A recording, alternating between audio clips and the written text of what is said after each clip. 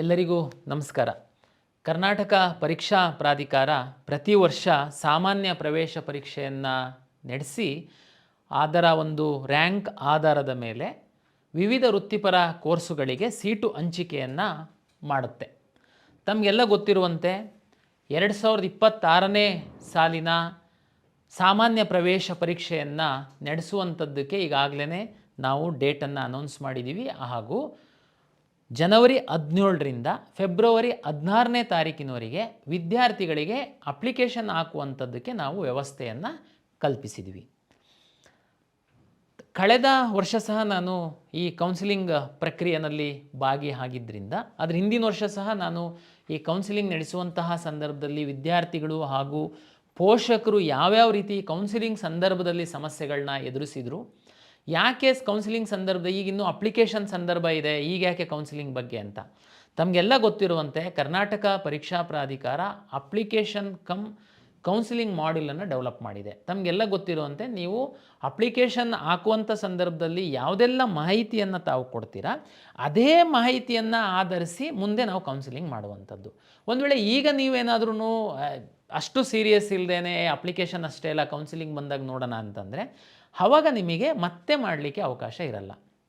ಅದಕ್ಕಾಗಿ ಎಲ್ಲ ವಿದ್ಯಾರ್ಥಿಗಳು ಪೋಷಕರು ಈ ಅಪ್ಲಿಕೇಶನ್ನಲ್ಲಿ ಸರಿಯಾದ ಒಂದು ಜ್ಞಾನವಿಟ್ಟು ಸರಿಯಾದ ಮಾಹಿತಿಯನ್ನು ತುಂಬುವಂಥದ್ದು ನಿಮ್ಮ ಮುಂದಿನ ಕೌನ್ಸಿಲಿಂಗ್ ಪ್ರಕ್ರಿಯೆ ಸರಳವಾಗಿ ನಡೆಯಲಿಕ್ಕೆ ತುಂಬ ಸಹಾಯ ಆಗುತ್ತೆ. ಗ್ರಾಮೀಣ ಪ್ರದೇಶದ ನಗರ ಪ್ರದೇಶದ ಎಲ್ಲ ವಿದ್ಯಾರ್ಥಿಗಳು ನಮ್ಮ ಒಂದು ಅರ್ಜಿ ಸಲ್ಲಿಸೋದ್ರಿಂದ ಹೆಚ್ಚಿನದಾಗಿ ನಾವು ಗ್ರಾಮೀಣ ಪ್ರದೇಶದ ವಿದ್ಯಾರ್ಥಿಗಳಿಗೆ ಅನುಕೂಲ ಆಗುವ ಹಿನ್ನೆಲೆಯಲ್ಲಿ ಸಾಕಷ್ಟು ಈ ಬಾರಿ ನಾವು ಸುಧಾರಣಾ ಕ್ರಮಗಳನ್ನು ಅಳವಡಿಸ್ಕೊಂಡಿದ್ದೀವಿ. ತಮಗೆಲ್ಲ ಗೊತ್ತಿರುವಂತೆ ಈ ಪಾರದರ್ಶಕವಾಗಿ ನಡೀಬೇಕು, ಈ ಕೆಲವರೆಲ್ಲ ಏನು ಬೇರೆ ಬೇರೆ ರೀತಿ ಈ ಒಂದು ದುರುಪಯೋಗ ಪಡಿಸ್ಕೊಳ್ಳುವಂಥದ್ದನ್ನು ತಡೆಗಟ್ಟಬೇಕು. ಈ ಹಿನ್ನೆಲೆಯಲ್ಲಿ ನಾವು ಆಧಾರ್ ಬೇಸ್ಡ್ ಅಪ್ಲಿಕೇಶನ್ ಅಂತಂದರೆ ನೀವು ಆಧಾರ್ ನಂಬರು ತಮಗೆಲ್ಲ ಗೊತ್ತಿದೆ. ಇವತ್ತು ಭಾರತೀಯ ನಾಗರಿಕನಾಗಿದ್ದು 100% ಎಲ್ಲರೂ ಆಧಾರ್ ಕಾರ್ಡನ್ನು ತೆಗೆದುಕೊಂಡಿದ್ದಾರೆ. ತಾವು ಆಧಾರ್ ನಂಬರ್ ಹಾಕಿದರೆ ತಮ್ಮ ಆಧಾರ್ ನಂಬರು ಮೊಬೈಲಿಗೆ ಲಿಂಕ್ ಆಗಿದೆ ಅದಕ್ಕೆ OTP ಬರುತ್ತೆ. ಅದರ ಆಧಾರದ ಮೇಲೆ ತಾವು ಅಪ್ಲಿಕೇಶನ್ ನ್ಯೂ ರಿಜಿಸ್ಟ್ರೇಷನನ್ನು ಮಾಡ್ತೀರಾ. ನಾವೀಗಾಗಲೇ ತಮಗೆ ಎಲ್ಲ ಮಾಧ್ಯಮಗಳ ಮೂಲಕ ತಮಗೆ ತಿಳಿಸಿದ್ದೀವಿ. ಆಧಾರಲ್ಲಿರುವಂತಹ ಹೆಸರು, SSLC ಮಾರ್ಕ್ಸ್ ಕಾರ್ಡಲ್ಲಿರುವಂತಹ ಹೆಸರು ಹಾಗೂ SSLC ಮಾರ್ಕ್ಸ್ ಕಾರ್ಡಲ್ಲಿರುವಂತಹ ಜನ್ಮ ದಿನಾಂಕ ಮತ್ತು ಆಧಾರ್ ಕಾರ್ಡಲ್ಲಿರುವಂತಹ ಜನ್ಮ ದಿನಾಂಕ ಒಂದೇ ಇರುವಂತೆ ದಯಮಾಡಿ ಪೋಷಕರು ನೋಡ್ಕೊಳ್ಬೇಕು. ಜೊತೆಗೆ ತಾವು ತಹಶೀಲ್ದಾರ್ ಆಫೀಸಿಂದ ಜಾತಿ ಮತ್ತು ಆದಾಯ ಪ್ರಮಾಣ ಪತ್ರವನ್ನು ತೆಗೆದುಕೊಳ್ತೀರಾ. ಅದರಲ್ಲಿ ವಿದ್ಯಾರ್ಥಿ ಹೆಸರು, ತಂದೆ ಹೆಸರು ಮತ್ತು ತಾಯಿ ಹೆಸರು ಬರುತ್ತೆ. ಆ ವಿದ್ಯಾರ್ಥಿ ಹೆಸರು ಮತ್ತು ತಂದೆ ಹೆಸರು ಈ SSLC ಮಾರ್ಕ್ಸ್ ಕಾರ್ಡಲ್ಲಿ ಇರುವಂತೆ ತಾವು ನೋಡ್ಕೊಳ್ಬೇಕು. ಇದು ನಿಮಗೆ ಬೇಸಿಕ್ ನಿಮ್ಮ ಅಪ್ಲಿಕೇಶನ್ ಸುಗಮವಾಗಿ ನೀವು ಸಲ್ಲಿಸಲಿಕ್ಕಿರುವಂಥದ್ದು ಒಂದು ಮಾರ್ಗ. ದಯಮಾಡಿ ಇದನ್ನು ತಾವು ವಿಶೇಷ ಕಾಳಜಿಯಿಂದ ನೋಡ್ಕೊಳ್ಳಿ. ಏಕೆಂದರೆ ಆಧಾರಲ್ಲಿ ಏನೋ ಬೇರೆ ಹೆಸರು, SSLCನಲ್ಲಿ ಬೇರೆ ಹೆಸರು, ಈಗ ಅಪ್ಲಿಕೇಶನ್ ಹಾಕುವಾಗ ತಾವು ನೋಡ್ತೀರಾ ಆವಾಗ ತುಂಬ ಟೆನ್ಷನ್ನು, ಪ್ಯಾನಿಕ್ಕು, ಗಡಿಬಿಡಿ ಏನು ಮಾಡ್ಕೊಳ್ಳೋ ಅಗತ್ಯ ಇಲ್ಲ. ಏನಾದ್ರೂ ತಪ್ಪಾಗಿತ್ತು ಅಂತಂದರೆ ಆಧಾರದ ಸರಿ ಮಾಡಿಸ್ಕೊಳ್ಳುವಂಥದ್ದಕ್ಕೂ ಅವಕಾಶ ಇದೆ. ಮತ್ತು ನಿಮ್ಮ ಮಗುವಿನ ಭವಿಷ್ಯದ ದೃಷ್ಟಿಯಿಂದ ಸಹ ಇದು ಸಹಾಯ ಆಗುತ್ತೆ.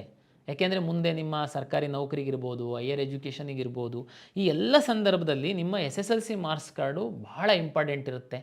ಅದೇ ರೀತಿ ಇತ್ತೀಚಿನ ದಿನಗಳಲ್ಲಿ ಆಧಾರ್ ಕಾರ್ಡ್ ಸಹ ತುಂಬ ಇಂಪಾರ್ಟೆಂಟ್ ಇದೆ. ನೀವು SSLC ಮಾರ್ಕ್ಸ್ ಕಾರ್ಡು ಹೆಸರು, ಇಲ್ಲಿ ಹೆಸರು ಎಲ್ಲ ಬೇರೆ ಬೇರೆ ಇದ್ದರೆ ನಾಳೆ ಸಹ ನೀವು ಫೇಸ್ ಮಾಡಬೇಕಾಗುತ್ತೆ. ಹಾಗಾಗಿ ದಯಮಾಡಿ ಈ ಹೆಸರುಗಳು ಇರುವಂಥದ್ದು ಸರಿಯಾದನ್ನು ತಾವು ಚೆಕ್ ಮಾಡ್ಕೊಳ್ಳಿ. ಒಂದು ಎರಡನೇದು ಬಹುಮುಖ್ಯವಾಗಿರುವಂಥದ್ದು ನಮ್ಮ ಹಿಂದಿನ ಪರೀಕ್ಷಾ ಸಂದರ್ಭದಲ್ಲಿ ನಾವು ಗಮನಿಸಿದಂತೆ ನಾವು ಹಿಂದೆ ಸಾಕಷ್ಟು ದಾಖಲೆಗಳನ್ನ ತಮಗೆ ಅಪ್ಲೋಡ್ ಮಾಡೋದಕ್ಕೆ ಹೇಳ್ತಾಯಿದ್ರು. ನೀವು ಅಪ್ಲೋಡ್ ಮಾಡೋದ್ರಲ್ಲೇ ಸುಸ್ತಾಗಿ ಹೋಗ್ಬಿಡ್ತಿದ್ರಿ. ಅದಕ್ಕೆ ನಾವು ಜಸ್ಟ್ ಸಿಗ್ನೇಚರು ಮತ್ತು ಫೋಟೋ ಮಾತ್ರ ಅಪ್ಲೋಡ್ ಮಾಡೋದಕ್ಕೆ ಹೇಳಿದ್ದೀವಿ. ತಾವು ಫೋಟೋ ಜಾಗದಲ್ಲಿ ಸಿಗ್ನೇಚರ್ ಜಾಗದಲ್ಲಿ ಫೋಟೋ ಅಪ್ಲೋಡ್ ಮಾಡುವಂಥದ್ದು. ನಾನು ನಾಳೆ ಹಾಲ್ ಟಿಕೆಟ್ ಬಿಟ್ಟಂಥ ಸಂದರ್ಭದಲ್ಲಿ ಕಂಪ್ಯೂಟರಿಗೇನು ಗೊತ್ತಾಗಲಿಕ್ಕಿಲ್ಲ, ಹಾಗಾಗಿ ನಾವು ಫೋಟೋ ಜಾಗದಲ್ಲಿ ಸಿಗ್ನೇಚರ್ ಬಂದುಬಿಡುತ್ತೆ. ಪರೀಕ್ಷೆಗೆ ನೀವು ಬರಬೇಕು ಅಂತಂದರೆ ನಿಮಗೆಲ್ಲ ಗೊತ್ತಿದೆ, ನಾವೀಗಾಗಲೇ AI ಟೆಕ್ನಾಲಜಿ ಬಳಸಿ ಯಾರು ಅರ್ಜಿ ಹಾಕಿದ್ದಾರೆ ಅವರೇ ಪರೀಕ್ಷೆ ಬರೀಲಿಕ್ಕೆ ಬರ್ತಾ ಇದ್ದಾರಾ ಅಂತನ್ನುವಂಥದ್ದು ಪರೀಕ್ಷಾ ಕೇಂದ್ರದ ಹೊರಗಡೆ ನಾವು ಚೆಕ್ ಮಾಡ್ತಾ ಇದ್ದೀವಿ. AI ಬೇಸ್ಡ್ ಚೆಕ್ ಮಾಡಿ. ಅಲ್ಲಿ ನೀವು ಫೋಟೋ ಅಪ್ಲೋಡ್ ಮಾಡಿಲ್ಲ ಸರಿಯಾದ ರೀತಿಯಲ್ಲಿ ಅಂತಂದರೆ ನಮಗೆ ಅಲ್ಲಿ ಸಮಸ್ಯೆ ಆಗುತ್ತೆ, ನಿಮಗೆ ಪರೀಕ್ಷೆ ಬರೆಯುವಂಥ ಸಂದರ್ಭದಲ್ಲಿ ಸಮಸ್ಯೆ ಆಗುತ್ತೆ. ಜೊತೆಗೆ ನಾವು ಇನ್ನೂ ಒಂದು ಈ ಬಾರಿ ಇಂಪ್ಲಿಮೆಂಟ್ ಮಾಡಿದ್ವಿ, ತಮಗೆಲ್ಲ ಗೊತ್ತಿದೆ. ಯಾರು ಪರೀಕ್ಷೆ ಬರೆದಿದ್ದಾನೆ ವಿದ್ಯಾರ್ಥಿ, ಅದೇ ವಿದ್ಯಾರ್ಥಿ ಕಾಲೇಜಿಗೆ ಹೋಗಿ ಅಡ್ಮಿಷನ್ ಆಗಬೇಕು. ಅದೇ ಫೋಟೋನ ನಾವು ಕಾಲೇಜಲ್ಲಿ ಸಹ ಕ್ಯಾಪ್ಚರ್ ಮಾಡಿದ್ವಿ. ಅಂದರೆ ಇಲ್ಲಿ ಯಾವುದೇ ರೀತಿ ಮಾಲ್ ಪ್ರಾಕ್ಟೀಸ್ ಆಗಬಾರ್ದು, ಪಾರದರ್ಶಕವಾಗಿ ಪರೀಕ್ಷೆ ಆಗಬೇಕು, ಪರೀಕ್ಷೆ ಬರೆದವನಿಗೆ ರಿಸಲ್ಟ್ ಬರುತ್ತೆ, ಪರೀಕ್ಷೆ ಬರೆದವನು ಕಾಲೇಜಿಗೆ ಹೋಗಬೇಕು ಅನ್ನುವ ಹಿನ್ನೆಲೆಯಲ್ಲಿ ನಾವು ಅಭಿವೃದ್ಧಿಪಡಿಸಿರುವಂಥದ್ದು. ಅದಕ್ಕೆ ತಮ್ಮ ಸಹಕಾರ ಇರುತ್ತೆ ಅಂತೇಳಿ ಭಾವಿಸ್ತೀನಿ. ಹಾಗಾಗಿ ತಾವು ಒಳ್ಳೆ ರೀತಿ ಫೋಟೋನ ಅಪ್ಲೋಡ್ ಮಾಡಿ ಅಂತನ್ನುವಂಥದ್ದು ತಮ್ಮ ಒಂದು ವಿನಂತಿ. ಜೊತೆಗೆ ನಾವು ಈ ಅಪ್ಲಿಕೇಶನ್ ಹಾಕಿದ ನಂತರ ನಾವು ಕೌನ್ಸಿಲಿಂಗಲ್ಲಿ ತಮಗೆಲ್ಲ ಗೊತ್ತಿದೆ ಸಾಕಷ್ಟು ಬದಲಾವಣೆಗಳಾಗ್ತಾ ಇರುತ್ತೆ, ಹೊಸ ಮಾಹಿತಿ ಬರ್ತಿರುತ್ತೆ. 3 ರೌಂಡಲ್ಲಿ ಕೌನ್ಸಿಲಿಂಗ್ ಆಗುತ್ತೆ, ಈ ಟೈಮ್ ಟೇಬಲ್ಲು, ರಿಸಲ್ಟು, ಸಾಕಷ್ಟು ಪ್ರಕ್ರಿಯೆಗಳಿರುತ್ತೆ. ತಾವು ಕೆಲವರು ಮಾಧ್ಯಮದಲ್ಲಿ ಪೇಪರ್ ನೋಡ್ತೀರಾ, ಪೇಪರ್ ಓದಲ್ಲ, ಎಲ್ಲರೂ ಓದೋದಕ್ಕಾಗಲ್ಲ. ಅದಕ್ಕೆ ನಾವು ಕಳೆದ ವರ್ಷ ಎಫೆಕ್ಟಿವ್ ಆಗಿ ತಮ್ಮದು ರಿಜಿಸ್ಟರ್ಡ್ ವಾಟ್ಸಪ್ ನಂಬರಿಗೆ ನಾವು ಸಾಕಷ್ಟು SMS ಕಳಿಸಿದ್ವಿ. ಈ ಬಾರಿ ಸಹ ಆ ಸಿಸ್ಟಮ್ ಇಟ್ಟಿದ್ದೀವಿ. ಮುಂದುವರೆದು ಇಮೇಲ್ ಸಹ ನಾವು ತಗೊಂಡಿದ್ದೀವಿ, ಇಮೇಲಿಗೆ ಸಹ ನಾವು ಕಳಿಸ್ತೀವಿ. ಪ್ರತಿ ಸಾರಿ ನಾವು ಫ್ಯೂಚರಲ್ಲಿ ತಾವು ಲಾಗಿನ್ ಆಗುವಾಗ OTP ಬರುತ್ತೆ, ಅದು ರೆಗ್ಯುಲರ್ SMS ಬರುತ್ತೆ, ವಾಟ್ಸಪ್ಪಿಗೆ ಬರುತ್ತೆ. ನೀವು ಇಮೇಲ್ ID ಕೊಟ್ಟಿತ್ತು ಅಂತಂದರೆ ಇಮೇಲಿಗೆ ಸಹ ಬರುತ್ತೆ. ಹಾಗಾಗಿ ಇದನ್ನು ನಿಮಗೆ ತುಂಬ ಸರಿಯಾದ ಮಾಹಿತಿ ಸರಿಯಾದ ಸಮಯಕ್ಕೆ ಸಿಕ್ಕಬೇಕು. ನೀವು ಇನ್ಯಾರ್ದೋ ವ್ಯಕ್ತಿಗಳ ಮೇಲೆ ಡಿಪೆಂಡ್ ಆಗಬಾರ್ದು ಅನ್ನುವ ಹಿನ್ನೆಲೆಯಲ್ಲಿ ನಾವು ಮಾಡಿದ್ದೀವಿ.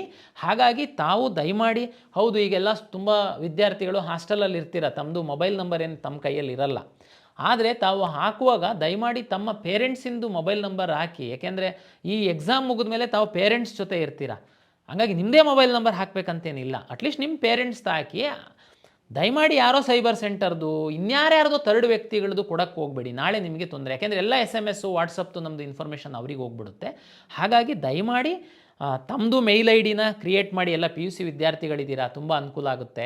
ನಿಮಗೆ ಮೇಲ್ ಸಹ ಬರುತ್ತೆ. ಓಕೆ, ಕಾಲೇಜಲ್ಲಿ ಮೊಬೈಲು ಕಂಪ್ಯೂಟರು ಎಲ್ಲ ನಿಮಗೆ ಅವಾಯ್ಡ್ ಮಾಡಿರ್ತಾರೆ. ಅಂಥ ಸಂದರ್ಭದಲ್ಲಿ ದಯಮಾಡಿ ಪೇರೆಂಟ್ಸ್ದು ಮೊಬೈಲ್ ನಂಬರ್ ಕೊಟ್ಟರೆ ನಾವು ಕಳಿಸುವಂಥ ವಾಟ್ಸಪ್ SMS ಇಮೇಲ್ ID ತಮ್ಮದು ಪೇರೆಂಟ್ಸ್ದು ಅಥವಾ ತಮ್ಮದು ಕೊಟ್ಟರೆ ನಾವು ಟೈಮ್ ಟು ಟೈಮ್ ಕಳಿಸುವಂಥ ತಮಗೆ ಮಾಹಿತಿ ಸಿಗುತ್ತೆ. ಇದು ಅನುಕೂಲ ಆಗುತ್ತೆ.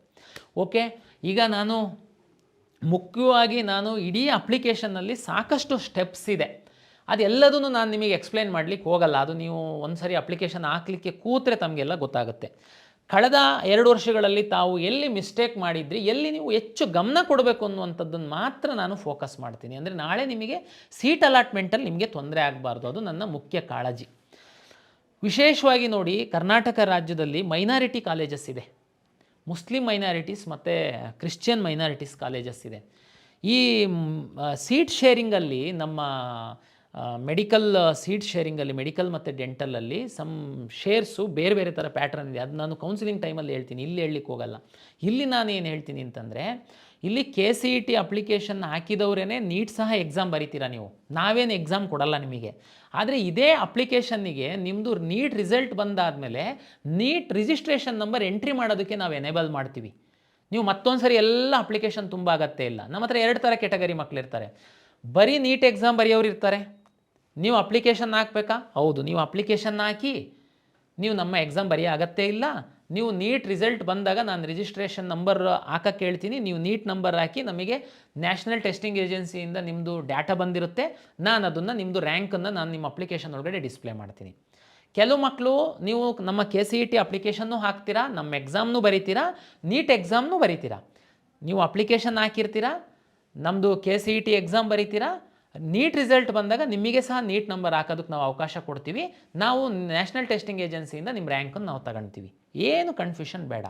ಇದು 2 ಕೆಟಗರಿ ಮಕ್ಕಳು ನಮಗೆ ಬರುವಂಥದ್ದು. ಹಾಗಾಗಿ ನೀವೀಗ ಇನ್ಫಾರ್ಮೇಷನ್ ಕೊಡುವಂಥದ್ದು ಇಂಪಾರ್ಟೆಂಟು. ಯಾಕೆ ನಾನು ಈ ಪಾಯಿಂಟನ್ನು ಇಲ್ಲಿ ಹೇಳಿದೆ ಅಂದರೆ, ರಿಲಿಜಿಯಸ್ ಮೈನಾರಿಟಿ. ಈಗ ಉದಾಹರಣೆಗೆ ಒಂದು ಮುಸ್ಲಿಂ ವಿದ್ಯಾರ್ಥಿ ಇದ್ದಾನೆ, ಅವನು ನೀಟು ಎಕ್ಸಾಮು ಬರೀತಾನೆ, KCETನೂ ಬರೆದಿರ್ತಾನೆ. ಇಲ್ಲಿ ನೀವು ರಿಲಿಜಿಯಸ್ ಮೈನಾರಿಟಿನ ಅಂತ ನಾವು ಕೇಳಿದಾಗ, ನೀವು ಇಲ್ಲಿ 10 ವರ್ಷ ಕರ್ನಾಟಕದಲ್ಲಿ ಓದಿರುವಂಥದ್ದು ಮತ್ತು ನಿಮ್ಮ ರಿಲಿಜಿಯಸ್ ಮೈನಾರಿಟಿಗೆ ಸಂಬಂಧಪಟ್ಟಂತೆ ನಿಮ್ಮ ಒಂದು ಮಾಹಿತಿನ ತಹಶೀಲ್ದಾರ್ ಆಫೀಸಿಗೆ ಕೊಟ್ಟು, ತಹಶೀಲ್ದಾರಿಂದ ಒಂದು RD ನಂಬರ್ ಇರುವಂಥ ಒಂದು ಸರ್ಟಿಫಿಕೇಟನ್ನು ನೀವು ತಗೊಳ್ಬೇಕು. ನೀವು ತಗೊಂಡಿರಲ್ಲ. ನಾಳೆ ನಾನು ಎಡಿಟ್ ಆಪ್ಷನ್ ಎಲ್ಲ ಬಿಟ್ಟಾಗಲೂ ನೀವು ಸುಮ್ಮನೆ ಇರ್ತೀರಾ. ಮೆಡಿಕಲ್ ಸೀಟಿಗೆ ನೀವು ಪಾರ್ಟಿಸಿಪೇಟ್ ಮಾಡಿರ್ತೀರಾ. ನಾನು ರಿಸಲ್ಟ್ ಪಬ್ಲಿಷ್ ಮಾಡಿದಾಗ ರಿಲಿಜಿಯಸ್ ಮೈನಾರಿಟಿ ಕಾಲೇಜ್ಗಳಲ್ಲಿ ಕಟ್ ಆಫು ಸ್ವಲ್ಪ ಜಾಸ್ತಿ ನಿಮ್ಗಿಂತನೂ ಕಡಿಮೆ ಇರೋರಿಗೆ ಸಿಕ್ಬಿಟ್ಟಿರುತ್ತೆ. ಅವಾಗ ನೀವು ಬರ್ತೀರಾ, ಏನು ಸರ್ ಇದು ಅನ್ಯಾಯ, ನನಗೂ ಸಿಕ್ಕಿಲ್ಲ ಅವ್ರಿಗೆ ಸಿಕ್ಕಿದೆ, ಯಾಕೆಂದರೆ ನೀವು ರಿಲಿಜಿಯಸ್ ಮೈನಾರಿಟಿ ಸರ್ಟಿಫಿಕೇಟ್ ಹಾಕಿರಲ್ಲ. ಹಾಗಾಗಿ ದಯಮಾಡಿ ಈ ಮೆಡಿಕಲ್ಲು ಡೆಂಟಲ್ಲಿಗೆ ಸಂಬಂಧಪಟ್ಟಂತೆ 2 ವಿಷಯ ನಾನು ಕಳೆದ ವರ್ಷ ತುಂಬ ಇದು ಮಾಡಿದ್ದೀನಿ. ನೀವು ರಿಲಿಜಿಯಸ್ ಮೈನಾರಿಟಿ ಸರ್ಟಿಫಿಕೇಟ್ ಹಾಕುವಂಥದ್ದನ್ನು ದಯಮಾಡಿ ಹಾಕಿ ನೀವು ಆ ಸೌಲಭ್ಯ ಪಡಿಬೇಕು ಅಂತಂದರೆ. ಆಮೇಲೆ ಲಿಂಗ್ವಿಸ್ಟಿಕ್ ಮೈನಾರಿಟಿ ನೋಡಿ, ಭಾಷಾ ಅಲ್ಪಸಂಖ್ಯಾತ ಒಂದು ಮೀಸಲಾತಿ ಅಡಿ ಒಂದಷ್ಟು ಕಾಲೇಜುಗಳು ಕರ್ನಾಟಕದಲ್ಲಿ ರನ್ ಆಗುತ್ತೆ. ತಮಗೆಲ್ಲ ಗೊತ್ತಿರುವಂತೆ ಕರ್ನಾಟಕದಲ್ಲಿ ತಮಿಳು, ತೆಲುಗು, ಉರ್ದು ಮತ್ತು ತುಳು, ಕೊಡವ ಇದಕ್ಕೆ ಮಾತಾಡುವಂತಹ ಏನು ಅಲ್ಪಸಂಖ್ಯಾತರಿದ್ದೀರಾ, ಈ ಭಾಷೆಯನ್ನು ಮಾತಾಡುವಂಥವರು ನೀವು 1ರಿಂದ 12th ಸ್ಟ್ಯಾಂಡರ್ಡ್ ತನಕ ಯಾವುದಾದ್ರೂ ಒಂದು ಬೋರ್ಡ್ ಎಕ್ಸಾಮ್ ಮಾಡಿರಬೇಕು ಮತ್ತು 10 ವರ್ಷ ಕರ್ನಾಟಕದಲ್ಲಿ ಓದಿರಬೇಕು. ಇದಕ್ಕೆ ನೀವು ಸರ್ಟಿಫಿಕೇಟ್ ಹಾಕಬೇಕು. ಈ ಕಾಲೇಜ್ಗಳಲ್ಲಿ ನೀವು ಮೆಡಿಕಲ್ ಆರ್ ಡೆಂಟಲ್ ಸೀಟ್ ತಗೊಳ್ಬೇಕು ಅಂತಂದರೆ ನೀವು ಲಿಂಗ್ವಿಸ್ಟಿಕ್ ಮೈನಾರಿಟಿ ಸರ್ಟಿಫಿಕೇಟ್ನ ಹಾಕಬೇಕು. ಈ ಸರ್ಟಿಫಿಕೇಟು 1 to 10th ಅಂತಂದರೆ ನಿಮ್ಮ HM ಹಾಕ್ತಾರೆ, ಇವರು ಇಂಥ ಭಾಷೆ ಮಾತೃಭಾಷೆ ಇವ್ರದ್ದಿದೆ ಅಂತ, ಅದು BO ದೃಢೀಕರಣ ಮಾಡ್ತಾರೆ. ಫಸ್ಟ್ PUC ಸೆಕೆಂಡ್ PUCದು ನಿಮ್ಮದು ಕಾಲೇಜ್ ಪ್ರಿನ್ಸಿಪಾಲ್ ಸೈನ್ ಮಾಡ್ತಾರೆ, ಅದನ್ನು ನಿಮ್ಮ DDPU ಕೌಂಟ್ರ್ ಸೈನ್ ಮಾಡ್ತಾರೆ. ಇದು ಯಾವುದೇ ಆನ್ಲೈನ್ ಇಶ್ಯೂ ಆಗಲ್ಲ, ಆಫ್ಲೈನ್ ಮಾಡುವಂಥದ್ದು. ಈ ಸರ್ಟಿಫಿಕೇಟನ್ನು ಹಾಕಿ ನೀವು ಲಿಂಗ್ವಿಸ್ಟಿಕ್ ಮೈನಾರಿಟಿ ಕ್ಲೈಮ್ ಮಾಡಿತ್ತು ಅಂತಂದರೆ ಈ ಲಿಂಗ್ವಿಸ್ಟಿಕ್ ಮೈನಾರಿಟಿ ಕಾಲೇಜ್ ಏನಿದೆ ಮೆಡಿಕಲ್ ಡೆಂಟಲ್ಲು, ಅಲ್ಲಿ ನೀವು ಸೀಟನ್ನು ನಿಮಗೆ ತಗೊಳ್ಳುವಂಥದ್ದಕ್ಕೆ ಅನುಕೂಲ ಆಗುತ್ತೆ. ರೇಷಿಯೋ ಜಾಸ್ತಿ ಇರುತ್ತೆ, ನಿಮ್ಮದು ಕಟ್ ಆಫ್ ಸ್ವಲ್ಪ ಕಡಿಮೆ ಇರುತ್ತೆ. ನೀವು ಅಪ್ಲಿಕೇಶನ್ ಹಾಕುವಾಗ ನೀವು ಇದನ್ನು ಹಾಕದೆ ನಮ್ಮದು ಕೌನ್ಸಿಲಿಂಗ್ ಫಸ್ಟ್ ರೌಂಡ್ ಶುರು ಆದಮೇಲೆ ನೀವು ಬಂದು ನಮಗೆ ತುಂಬ ರಿಕ್ವೆಸ್ಟ್ ಮಾಡ್ತೀರಾ. ಆವಾಗ ದಯಮಾಡಿ ತಾವು ಅರ್ಥ ಮಾಡ್ಕೊಳ್ಳಿ, ಕೌನ್ಸಿಲಿಂಗ್ ಶುರು ಆದಮೇಲೆ ನಾವು ಮಧ್ಯದಲ್ಲಿ ಯಾರಿಗೆ ಬಿಡಲ್ಲ. ಅಂದರೆ ಉದಾಹರಣೆಗೆ ನೀವು ರಿಸಲ್ಟ್ ಬಿಟ್ಟಾದಮೇಲೆ ಫಸ್ಟ್ ರೌಂಡ್ ರಿಸಲ್ಟ್ ಬರುತ್ತೆ, ಬಂದಾದಮೇಲೆ ನಿಮಗೆ ರಿಯಲೈಸ್ ಆಗಿಬಿಡುತ್ತೆ, ಓ ನಾನು ಲಿಂಗ್ವಿಸ್ಟಿಕ್ ಮೈನಾರಿಟಿ ಹಾಕ್ಬಿಟ್ಟಿತ್ತು ಅಂದರೆ ನನಗೆ ಸೀಟ್ ಸಿಕ್ಬಿಡ್ತಿತ್ತು ಇಂಥ ಕಾಲೇಜಲ್ಲಿ ನಾನು ಹಾಕಿ. ಆವಾಗ ನೀವು ತಂದೆ ತಾಯಿ ಕರ್ಕೊಂಬರ್ತೀರಾ. ಆವಾಗ ನಾವು ಮಾಡೋದಕ್ಕೆ ಆಗಲ್ಲ, ಮಧ್ಯದಲ್ಲಿ ನಿಮಗೆ ತೋರಿಸೋದಕ್ಕೆ ಬರಲ್ಲ. ಒಂದು ಸರಿ ಕೌನ್ಸಿಲಿಂಗ್ ಶುರು ಆದಮೇಲೆ ರಿಸಲ್ಟ್ ಅನೌನ್ಸ್ ಮಾಡಿದ ಮೇಲೆ ಸೆಕೆಂಡ್ ರೌಂಡ್ ತನಕ ಮಧ್ಯದಲ್ಲಿ ಯಾರಿಗೆ ಬಿಡಲ್ಲ. ಹಾಗಾಗಿ ದಯಮಾಡಿ medical, dental, linguistic and religious minority ಇನ್ಸ್ಟಿಟ್ಯೂಷನ್ಸಲ್ಲಿ ಸೀಟು ಪಡೆಯುವಂತಹ ವಿದ್ಯಾರ್ಥಿಗಳು ದಯಮಾಡಿ ನಮ್ಮ ವೆಬ್ಸೈಟಲ್ಲಿ ಈ ಸರ್ಟಿಫಿಕೇಟ್ಗಳು ಡ್ರಾಫ್ಟ್ ಪ್ರತಿಗಳನ್ನ ಹಾಕಿದ್ದೀವಿ, ಅದನ್ನು ಡೌನ್ಲೋಡ್ ಮಾಡ್ಕೊಂಡು ಆ ಸರ್ಟಿಫಿಕೇಟನ್ನು ತೆಗೆದುಕೊಂಡು ಇಟ್ಕೊಳ್ಳಿ. ಇದು ಬಹಳ ಇಂಪಾರ್ಟೆಂಟ್ ಇದೆ. ಮತ್ತು ಅಪ್ಲಿಕೇಶನ್ ಹಾಕುವಾಗ ಸಹ ತಾವು ಹಾಕಬೇಕು. ಮತ್ತು ಇನ್ನೊಂದು ಇಂಪಾರ್ಟೆಂಟ್ ವಿಷಯ, SC ST ಮತ್ತು ಕೆಟಗರಿ 1 ಮಕ್ಕಳಿಗೆ, SC ST ಅವರಿಗೆ 10 ಲಕ್ಷದ ತನಕ ಆದಾಯ ಇದ್ದಂಥವರಿಗೆ ನೀವು ಇಂಜಿನಿಯರಿಂಗು ಯಾವುದು ನಮ್ಮದು medical, engineering, dental, pharm sciences ಯಾವುದು ಸೀಟ್ ತಗೊಳ್ಳಿ, ನಿಮಗೆ ಫೀಸ್ ಕಟ್ಟುವಂಥ ಅಗತ್ಯ ಇಲ್ಲ ನಮ್ಮಲ್ಲಿ. ನೀವು ಫೀಸ್ ಕಟ್ಟಬೇಕು ಯಾವಾಗ, ಸೋಷಲ್ ವೆಲ್ಫೇರ್ ಡಿಪಾರ್ಟ್ಮೆಂಟಿಂದ ನಿಮಗೆ ಫೀಸು ರೀಎಂಬರ್ಸ್ ಆದಮೇಲೆ ನೀವು ಫೀಸ್ ಕಟ್ಟಬೇಕು. ನಮ್ಮ ಸರ್ಕಾರಿ ಕೋಟಾದ ಸೀಟುಗಳನ್ನು ಪಡೆಯುವಂತಹ ವಿವಿಧ ಪ್ರೊಫೆಷನಲ್ ಕೋರ್ಸ್ಗಳ SC ST ವಿದ್ಯಾರ್ಥಿಗಳು ತಮ್ಮ ಕುಟುಂಬದ ಆದಾಯ 10 ಲಕ್ಷದಕ್ಕಿಂತ ಒಳಗಿದ್ದಲ್ಲಿ ತಾವು ಕೌನ್ಸಿಲಿಂಗಲ್ಲಿ ಸೀಟ್ ಸಿಕ್ಕಿದ ನಂತರ ಕಾಲೇಜಿಗೆ ಹಾಗೇ ಹೋಗಿ ತಾವು ಜಾಯಿನ್ ಆಗಬೇಕು. ಸೋಷಲ್ ವೆಲ್ಫೇರ್ ಡಿಪಾರ್ಟ್ಮೆಂಟಿಂದ ನಿಮಗೆ ಫೀಸ್ ಬಂದ ನಂತರ ಆ ಕಾಲೇಜಿಗೆ ಕಟ್ಟಬೇಕು. ಏನಾಗುತ್ತೆ ವಿದ್ಯಾರ್ಥಿಗಳು, SC ಸರ್ಟಿಫಿಕೇಟು ಬೇರೆ, SC ಆದಾಯ ಪ್ರಮಾಣ ಪತ್ರ ಬೇರೆ. ಈ ವಿದ್ಯಾರ್ಥಿಗಳು ಏನು ಮಾಡ್ತೀರಾ, ನೀವು ಕ್ಯಾಶ್ ಸರ್ಟಿಫಿಕೇಟ್ ಅಂತ ಅಪ್ಲೈ ಮಾಡ್ತೀರಾ, ನಿಮಗೆ ಕ್ಯಾಶ್ ಸರ್ಟಿಫಿಕೇಟ್ ಕೊಡ್ತಾರೆ. ಈ ಉದ್ಯೋಗದಲ್ಲೆಲ್ಲ ಏನು SC ST ಸರ್ಟಿಫಿಕೇಟ್ ಇದ್ದರೆ ಸಾಕು, ಇನ್ಕಮ್ ಇಂಪಾರ್ಟೆಂಟ್ ಇಲ್ಲ. ಆದರೆ ಇಲ್ಲಿ ನೀವು ಜೀರೋ ಫೀಸ್ ಮಾಡಬೇಕಂತಂದರೆ ಈ SC ST ಕುಟುಂಬದ ಮಕ್ಕಳು ನೀವು ನಿಮ್ಮ 10 ಲಕ್ಷದ ಒಳಗಡೆ ಆದಾಯ ಇದ್ದರೆ ನೀವು ಆದಾಯ ಪ್ರಮಾಣ ಪತ್ರ ಸಹ ತೆಗೆದುಕೊಂಡು ಬರಬೇಕು. ನೀವು ಅದು RD ನಂಬರ್ನ ಹಾಕಬೇಕು. ಅಂದರೆ ಈ 2A 2B 3A 3B ಇವರಿಗೆಲ್ಲ ಏನಿರುತ್ತೆ ಅಂತಂದರೆ 8 ಲಕ್ಷದೊಳಗಡೆ ಆದಾಯ ಇದ್ದರೆ ಅವರಿಗೆ 3A ಸರ್ಟಿಫಿಕೇಟ್ 3B ಸರ್ಟಿಫಿಕೇಟ್ ಕೊಡ್ತಾರೆ. ಅದು ಒಂದರಲ್ಲೇ ಬಂದುಬಿಡುತ್ತೆ, ಇನ್ಕಮ್ಮು ಮತ್ತು ಜಾತಿ. SC ಅವ್ರದ್ದು ಹಂಗಲ್ಲ, ನಿಮಗೆ ಕ್ಯಾಸ್ಟ್ ಪ್ರಮಾಣ ಪತ್ರ, SC ST ಅವರಿಗೆ ಕ್ಯಾಸ್ಟ್ ಸಂಬಂಧಪಟ್ಟಂಥ ಪ್ರಮಾಣ ಪತ್ರ ಬೇರೆ ಬರುತ್ತೆ, ಅದಕ್ಕೊಂದು RD ನಂಬರ್ ಬರುತ್ತೆ, ಇನ್ಕಮ್ಮಿಗೆ ಒಂದು RD ನಂಬರ್ ಬರುತ್ತೆ. ದಯಮಾಡಿ SC ST ಮಕ್ಕಳು 10 ಲಕ್ಷದ ಒಳಗಡೆ ಇನ್ಕಮ್ ಇತ್ತು ಅಂತಂದರೆ ತಾವು ಈ 2 ಪ್ರಮಾಣ ಪತ್ರವನ್ನು ತೆಗೆದುಕೊಳ್ಳಿ. 10 ಲಕ್ಷಕ್ಕಿಂತ ಜಾಸ್ತಿ ಇನ್ಕಮ್ ಇದ್ದರೆ ತಾವು ಆದಾಯ ಪ್ರಮಾಣ ಪತ್ರ ತಗೊಳ್ಳೋ ಅಗತ್ಯ ಇಲ್ಲ, ಯಾಕೆಂದರೆ ನಿಮಗೆ ಯಾವುದೇ ಫೀ ರಿಯಾಯಿತಿ ಇರಲ್ಲ. ಆದರೆ ನೀವು ಕ್ಯಾಸ್ಟ್ ಪ್ರಮಾಣ ಪತ್ರ, ಜಾತಿ ಪ್ರಮಾಣ ಪತ್ರ ಮಾತ್ರ ತೆಗೆದುಕೊಳ್ಬೇಕಾಗುತ್ತೆ, ಯಾಕೆಂದರೆ ನೀವು ರಿಸರ್ವೇಷನ್ ಕ್ಲೈಮ್ ಮಾಡಬೇಕು ಅಂತಂದರೆ. ಇನ್ನೊಂದು ಬಂತು ಕೆಟಗರಿ 1ಗೆ ಸಂಬಂಧಪಟ್ಟಂತೆ ಸಹ ತಮ್ಗಳಿಗೆ ಸಹ 2.5 ಲಕ್ಷ ಆದಾಯದವರೆಗೆ ಈ ಫೀ ರಿಯಾಯಿತಿಯಲ್ಲಿ ಕನ್ಸಿಡರ್ ಮಾಡುವಂಥದ್ದಕ್ಕೆ ಇದೆ. ಹಾಗಾಗಿ ತಾವು ಸಹ ಜಾತಿ ಜೊತೆಗೆ ಆದಾಯ ಪ್ರಮಾಣ ಪತ್ರವನ್ನು ಹಾಕಬೇಕು. ಮತ್ತು ಇಲ್ಲೇ ಈ ವಿಷಯ ಇನ್ನೊಂದು, ಈ ಜನರಲ್ ಮೆರಿಟ್ ಅವರಿಗೆ ಸಂಬಂಧಪಟ್ಟಂತೆ ಹೇಳ್ಬಿಟ್ಟು, ಇದು ಜನರಲ್ ಮೆರಿಟ್ ಅವರಿಗೆ ವಿಶೇಷವಾಗಿ ಯಾಕೆ ನಾನು ಮೆನ್ಷನ್ ಮಾಡ್ತಾಯಿದ್ದೀನಿ ಅಂದರೆ, ಉಳಿದವರು ಎಲ್ಲರಿಗೂ ಅಂತೂ ತಾವು ಕ್ಯಾಸ್ಟ್ ಸರ್ಟಿಫಿಕೇಟು, ಇನ್ಕಮ್ ಸರ್ಟಿಫಿಕೇಟ್ ಹಾಕೇ ಇರ್ತೀರಾ. ಅಂದರೆ SC ST ಅವರು ಕೆಟಗರಿ 1 ಅವರು ಇನ್ಕಮ್ಮು RD ನಂಬರ್ ಸಪ್ರೇಟ್ ಹಾಕ್ತೀರಾ, ಕ್ಯಾಸ್ಟ್ ಸರ್ಟಿಫಿಕೇಟ್ ಹಾಕ್ತೀರಾ. 3A 3B 2A 2B ಅವರೆಲ್ಲ ಕ್ಯಾಸ್ಟ್ ಆ್ಯಂಡ್ ಇನ್ಕಮ್ ಸರ್ಟಿಫಿಕೇಟ್ ಹಾಕಿರ್ತೀರಾ. ಇನ್ನು ಉಳಿದವರು ಯಾರು? General merit student. General merit student ಅವರಿಗೆ ಏನಪ್ಪ ಇನ್ಕಮ್ಮು? ಉದಾಹರಣೆಗೆ ಜನರಲ್ ಮೆರಿಟ್ ಸ್ಟೂಡೆಂಟ್ ಇದ್ದು ತಾವು ಏನಾದ್ರೂ ಬಡವರಿತ್ತು ಅಂತಂದರೆ, ತಮಗೆಲ್ಲ ಗೊತ್ತಿದೆ SNQ ಅಂತ ಒಂದು ಕೋಟಾ ಇದೆ ಇಂಜಿನಿಯರಿಂಗ್ ಸೀಟಲ್ಲಿ. ಇದರಲ್ಲಿ ನಿಮ್ಮ ಆದಾಯವನ್ನು ಆಧರಿಸಿ ನಿಮಗೆ ಫೀ ರಿಯಾಯಿತಿ ಕೊಡುವಂಥದ್ದಕ್ಕೆ ಒಂದು ಅವಕಾಶ ಇದೆ. ಇದು AICT ಅವರ ಒಂದು ಮಾರ್ಗಸೂಚಿಯಂತೆ. ಹೆಚ್ಚಿನ ವಿವರವನ್ನು ನಮ್ಮ ವೆಬ್ಸೈಟಲ್ಲಿ ತಾವು ನೋಡ್ಕೊಳ್ಬೋದು. ನಾನಿಲ್ಲಿ ಹೇಳುವಂಥದ್ದು ಇಷ್ಟೇ, general merit student, pure general merit students ಒಂದು ವೇಳೆ ಅಂದರೆ ಬೈ ಜಾತಿ ಕೆಲವರು ಜನರಲ್ ಮೆರಿಟ್ ಆಗಿರ್ತಾರೆ, ಅವರಿಗೆ ಇನ್ಕಮ್ಮು ವಾಸ್ತವವಾಗಿ ತುಂಬ ಕಡಿಮೆ ಇರುತ್ತೆ. ಅವ್ರುಗಳೇನಾದರೂ ಈ SNQನ ಕ್ಲೈಮ್ ಮಾಡಬೇಕು ಅಂತಂದರೆ ದಯಮಾಡಿ ತಾವು, ನಿಮಗಂತೂ ಜಾತಿ ಪ್ರಮಾಣ ಪತ್ರ ಕೊಡಲ್ಲ, ಆದರೆ ಇನ್ಕಮ್ ಪ್ರಮಾಣ ಪತ್ರವನ್ನು ಕೊಡ್ತಾರೆ, ಆದಾಯ ಪ್ರಮಾಣ ಪತ್ರವನ್ನು ಹಾಕಿ. ಜೊತೆಗೆ ಈ ಜಾತಿಯಿಂದ ಈ ಜನರಲ್ ಮೆರಿಟ್ ಇರುವಂಥವರು ಒಂದು ವೇಳೆ ಗ್ರಾಮೀಣ ಪ್ರದೇಶದಲ್ಲಿ ಓದಿದರೆ ನೀವು ಗ್ರಾಮೀಣ ಮೀಸಲಾತಿಯನ್ನು ಪಡೆಯುವಂಥದ್ದಕ್ಕೆ ಅವಕಾಶ ಇದೆ. ಆದರೆ ನೀವು ಇಲ್ಲಿ ನಾನ್ ಕ್ರಿಮಿ ಲೇಯರ್ ಸರ್ಟಿಫಿಕೇಟನ್ನು ತಹಶೀಲ್ದಾರ್ ಆಫೀಸಿಂದ ತಂದು ಕೊಡಬೇಕಾಗುತ್ತೆ. ಇದು GM ಅವರಿಗೆ ಕುರಿತಾಗಿ ನಾನು ಹೇಳ್ತಿರುವಂಥದ್ದು. ಇದ್ರ ಬಗ್ಗೆ ಹೆಚ್ಚಿನ GM ಅಂತಿದ್ದಂಗೆ ಸುಮ್ಮನೆ GM ಹಾಕ್ಬಿಡ್ತಾರೆ. ಉದಾಹರಣೆಗೆ ಯಾವುದೋ ಒಂದು ತುಂಬ ಒಂದು ಜಾತಿಯಲ್ಲಿ GM ಇದ್ದು ಅವರು ತುಂಬ ಬಡವರು ಇರ್ತಾರೆ, ಏನೋ ಕೂಲಿ ಮಾಡ್ತಿರ್ಬೋದು, ಏನೋ ಬೇರೆ ವೃತ್ತಿ ಮಾಡ್ತಿರ್ಬೋದು, ಆದರೆ ಅವ್ರದ್ದು ಇನ್ಕಮ್ ತುಂಬ ಕಡಿಮೆ ಇರುತ್ತೆ. GM ಅನ್ನೋ ಕಾರಣಕ್ಕೋಸ್ಕರ ಅವರು ಇನ್ಕಮ್ ಸರ್ಟಿಫಿಕೇಟೇ ಹಾಕಲ್ಲ. ನೀವು ಒಂದು ವೇಳೆ ಮೆರಿಟೋರಿಯಸ್ ಇದ್ದು ನಿಮ್ಮದು ಇನ್ಕಮ್ ತುಂಬ ಕಡಿಮೆ ಇತ್ತು ಅಂತಂದರೆ ನಿಮಗೆ ಈ ಇಂಜಿನಿಯರಿಂಗ್ ಸೀಟ್ ಪಡೆಯುವಂಥ ಸಂದರ್ಭದಲ್ಲಿ SNQಗೆ ನಿಮ್ಮನ್ನು ಇನ್ಕಮ್ ಆಧಾರದ ಮೇಲೆ ಕನ್ಸಿಡರ್ ಮಾಡುವಂಥದ್ದಕ್ಕೆ ಅವಕಾಶ ಇರೋದ್ರಿಂದ ದಯಮಾಡಿ ತಾವು ಅದನ್ನು ಸದುಪಯೋಗ ಪಡಿಸ್ಕೊಳ್ಬೇಕು ಅಂತಂದರೆ ಇನ್ಕಮ್ ಸರ್ಟಿಫಿಕೇಟ್ ಹಾಕಬೇಕು. ಜೊತೆಗೆ ಗ್ರಾಮೀಣ ಪ್ರದೇಶದಲ್ಲಿ ಇದ್ದರೆ ನೀವು ರೂರಲ್ ಪ್ರಮಾಣ ಪತ್ರನ ಹಾಕ್ತೀರಾ. ಅದು ಕ್ಲೈಮ್ ಆಗಬೇಕು ಅಂತಂದರೆ NCLC ನಾನ್ ಕ್ರಿಮಿಲೇಯರ್ ಸರ್ಟಿಫಿಕೇಟ್ ತಹಶೀಲ್ದಾರಿಂದ ಪಡೆದು ಹಾಕಬೇಕಾಗುತ್ತೆ. ಇದು GM ಎಲ್ಲ ಕ್ಯಾಸ್ಟಿಗೆ ಸಂಬಂಧಪಟ್ಟಂತೆ. ಇದು ಎಲ್ಲ ನಿಮ್ಮ ಸೀಟು ಕರ್ನಾಟಕದಲ್ಲಿ ಆರಿಜೆಂಟಲ್ ಮತ್ತು ವರ್ಟಿಕಲ್ ರಿಸರ್ವೇಷನ್ ಮೇಲೆ ಸೀಟ್ ಅಲಾಟ್ ಮಾಡುವಂಥದ್ದು ಅವಕಾಶ ಇರೋದ್ರಿಂದ, ಎಲ್ಲ ಗ್ರೂಪ್ಗಳಿಗೆ ಒಂದು ಸೀಟ್ಗಳ ರಿಸರ್ವ್ ಆಗಿರೋದ್ರಿಂದ, ನಿಮ್ಮ ರ್ಯಾಂಕು ಮತ್ತು ರಿಸರ್ವೇಷನ್ ಮೇಲೆ ನಿಮಗೆ ಸೀಟ್ ಅಲಾಟ್ ಆಗೋದ್ರಿಂದ ನಿಮ್ಮ ಜಾತಿ ಮತ್ತು ಆದಾಯ ಪ್ರಮಾಣ ಪತ್ರಕ್ಕೆ ಸಂಬಂಧಪಟ್ಟಂತೆ ಸರಿಯಾದ ಮಾಹಿತಿಯನ್ನು ಕೊಡುವಂಥದ್ದನ್ನು ಅಪ್ಲಿಕೇಶನ್ ಸ್ಟೇಜಲ್ಲಿ ಮಾಡಿ ಎನ್ನುವಂಥದ್ದು ನಾನು ಪೋಷಕರು ವಿದ್ಯಾರ್ಥಿಗಳಿಗೆ ನನ್ನ ಕಡೆಯಿಂದ ವಿನಂತಿ. ಸ್ಪೆಷಲ್ ಕೆಟಗರಿಗೆ ಸಂಬಂಧಪಟ್ಟಂತೆ ಒಂದು ತಮಗೆ ಮಾಹಿತಿ ಕೊಡೋದಾದರೆ, ತಮಗೆಲ್ಲ ಗೊತ್ತಿದೆ ಸ್ಪೆಷಲ್ ಕೆಟಗರಿಗೆ ಸಹ ರಾಜ್ಯ ಸರ್ಕಾರ ರಿಸರ್ವೇಷನ್ ಕೊಡುತ್ತೆ. ಉದಾಹರಣೆಗೆ sports, person with disability, NCC, scouts and guides, defence, defence.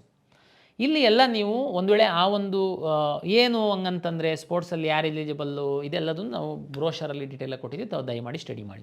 2 ಪಾಯಿಂಟನ್ನು ನಾನು ಇಲ್ಲಿ ಹಿಂದಿನ 2 ವರ್ಷದ ಅನುಭವದಲ್ಲಿ ಮಕ್ಕಳು ಪ್ರತಿ ಬಾರಿ ತಪ್ಪು ಮಾಡುವಂಥದ್ದು ನಿಮ್ಮ ಗಮನಕ್ಕೆ ತರುವಂಥದ್ದಾದರೆ ಸ್ಪೋರ್ಟ್ಸ್ ಅಂತಂದರೆ ಗ್ರಾಮ ಪಂಚಾಯತಿನಲ್ಲಿ ಆಡಿದ್ದು, ನಿಮ್ಮ ಸ್ಕೂಲಲ್ಲಿ ಆಡಿದ್ದು, ನಿಮ್ಮ ಊರಲ್ಲಿ ಆಡಿದ್ದಕ್ಕೆಲ್ಲ ಸ್ಪೋರ್ಟ್ಸ್ ರಿಸರ್ವೇಷನ್ ಇಲ್ಲ. ಅಲ್ಲಿ ಸ್ಪೋರ್ಟ್ಸ್ ಇಲಾಖೆಯವರು ಒಂದು ಆ್ಯಕ್ಟ್ ಮಾಡಿದ್ದಾರೆ. ಅದ್ರ ಪ್ರಕಾರ ಕಳೆದ 3 ವರ್ಷಗಳಲ್ಲಿ ನೀವು ರಾಜ್ಯವನ್ನು, ರಾಷ್ಟ್ರವನ್ನು, ಅಂತಾರಾಷ್ಟ್ರವನ್ನು ಪ್ರತಿನಿಧಿಸಿರುವಂಥದ್ದು, ಸ್ಪೋರ್ಟ್ಸ್ ಆಡಿರುವಂಥದ್ದು, ಗೆದ್ದಿರುವಂಥದ್ದು, ಪಾರ್ಟಿಸಿಪೇಟ್ ಮಾಡಿರುವಂಥದ್ದಕ್ಕೆ ರಿಸರ್ವೇಷನ್ ಇರುತ್ತೆ. ನೀವು ಸುಮ್ಮನೆ ಸ್ಪೋರ್ಟ್ಸ್ ಕೋಟಾ ಇದೆಯಾ ಅಂತಿದ್ದಂಗೆ ಊರಲ್ಲಿ ಗ್ರಾಮ ಪಂಚಾಯತಿಯಲ್ಲಿ ಆಡೋದಕ್ಕೆ ಕ್ಲಿಕ್ ಮಾಡ್ತೀರಾ. ನಾವಿಲ್ಲಿ ನೀವು ಸ್ಪೋರ್ಟ್ಸಿಗೆ ಡಾಕ್ಯುಮೆಂಟ್ ತಗೊಂಡು ಬನ್ನಿ ಅಂತಂದರೆ ಪಾಪ ಅಲ್ಲಿಂದ ಇಲ್ಲಿವರೆಗೆ ಬರ್ತೀರಾ. ಇಲ್ಲಿ ಬಂದಾದಮೇಲೆ ಸರ್ ಇದಾದರೆ ಗೊತ್ತಿಲ್ಲ, ನಾವು ರಾಜ್ಯ ಮಟ್ಟ ಆಡಿಲ್ಲ ಅಂತ ವಾಪಸ್ ಹೋಗ್ತೀರಾ. ಅದಕ್ಕೆ ದಯಮಾಡಿ ನಾನು ಈ ಸರಿ ಅಪ್ಲಿಕೇಶನಲ್ಲಿ ಸಹ ನೀವು ಯಾವುದು ರಾಜ್ಯನ, ರಾಷ್ಟ್ರನ, ಅಂತಾರಾಷ್ಟ್ರೀಯ ಅಂತ ಪ್ರಿಸ್ಕ್ರೈಬ್ ಮಾಡಿದ್ದೀನಿ.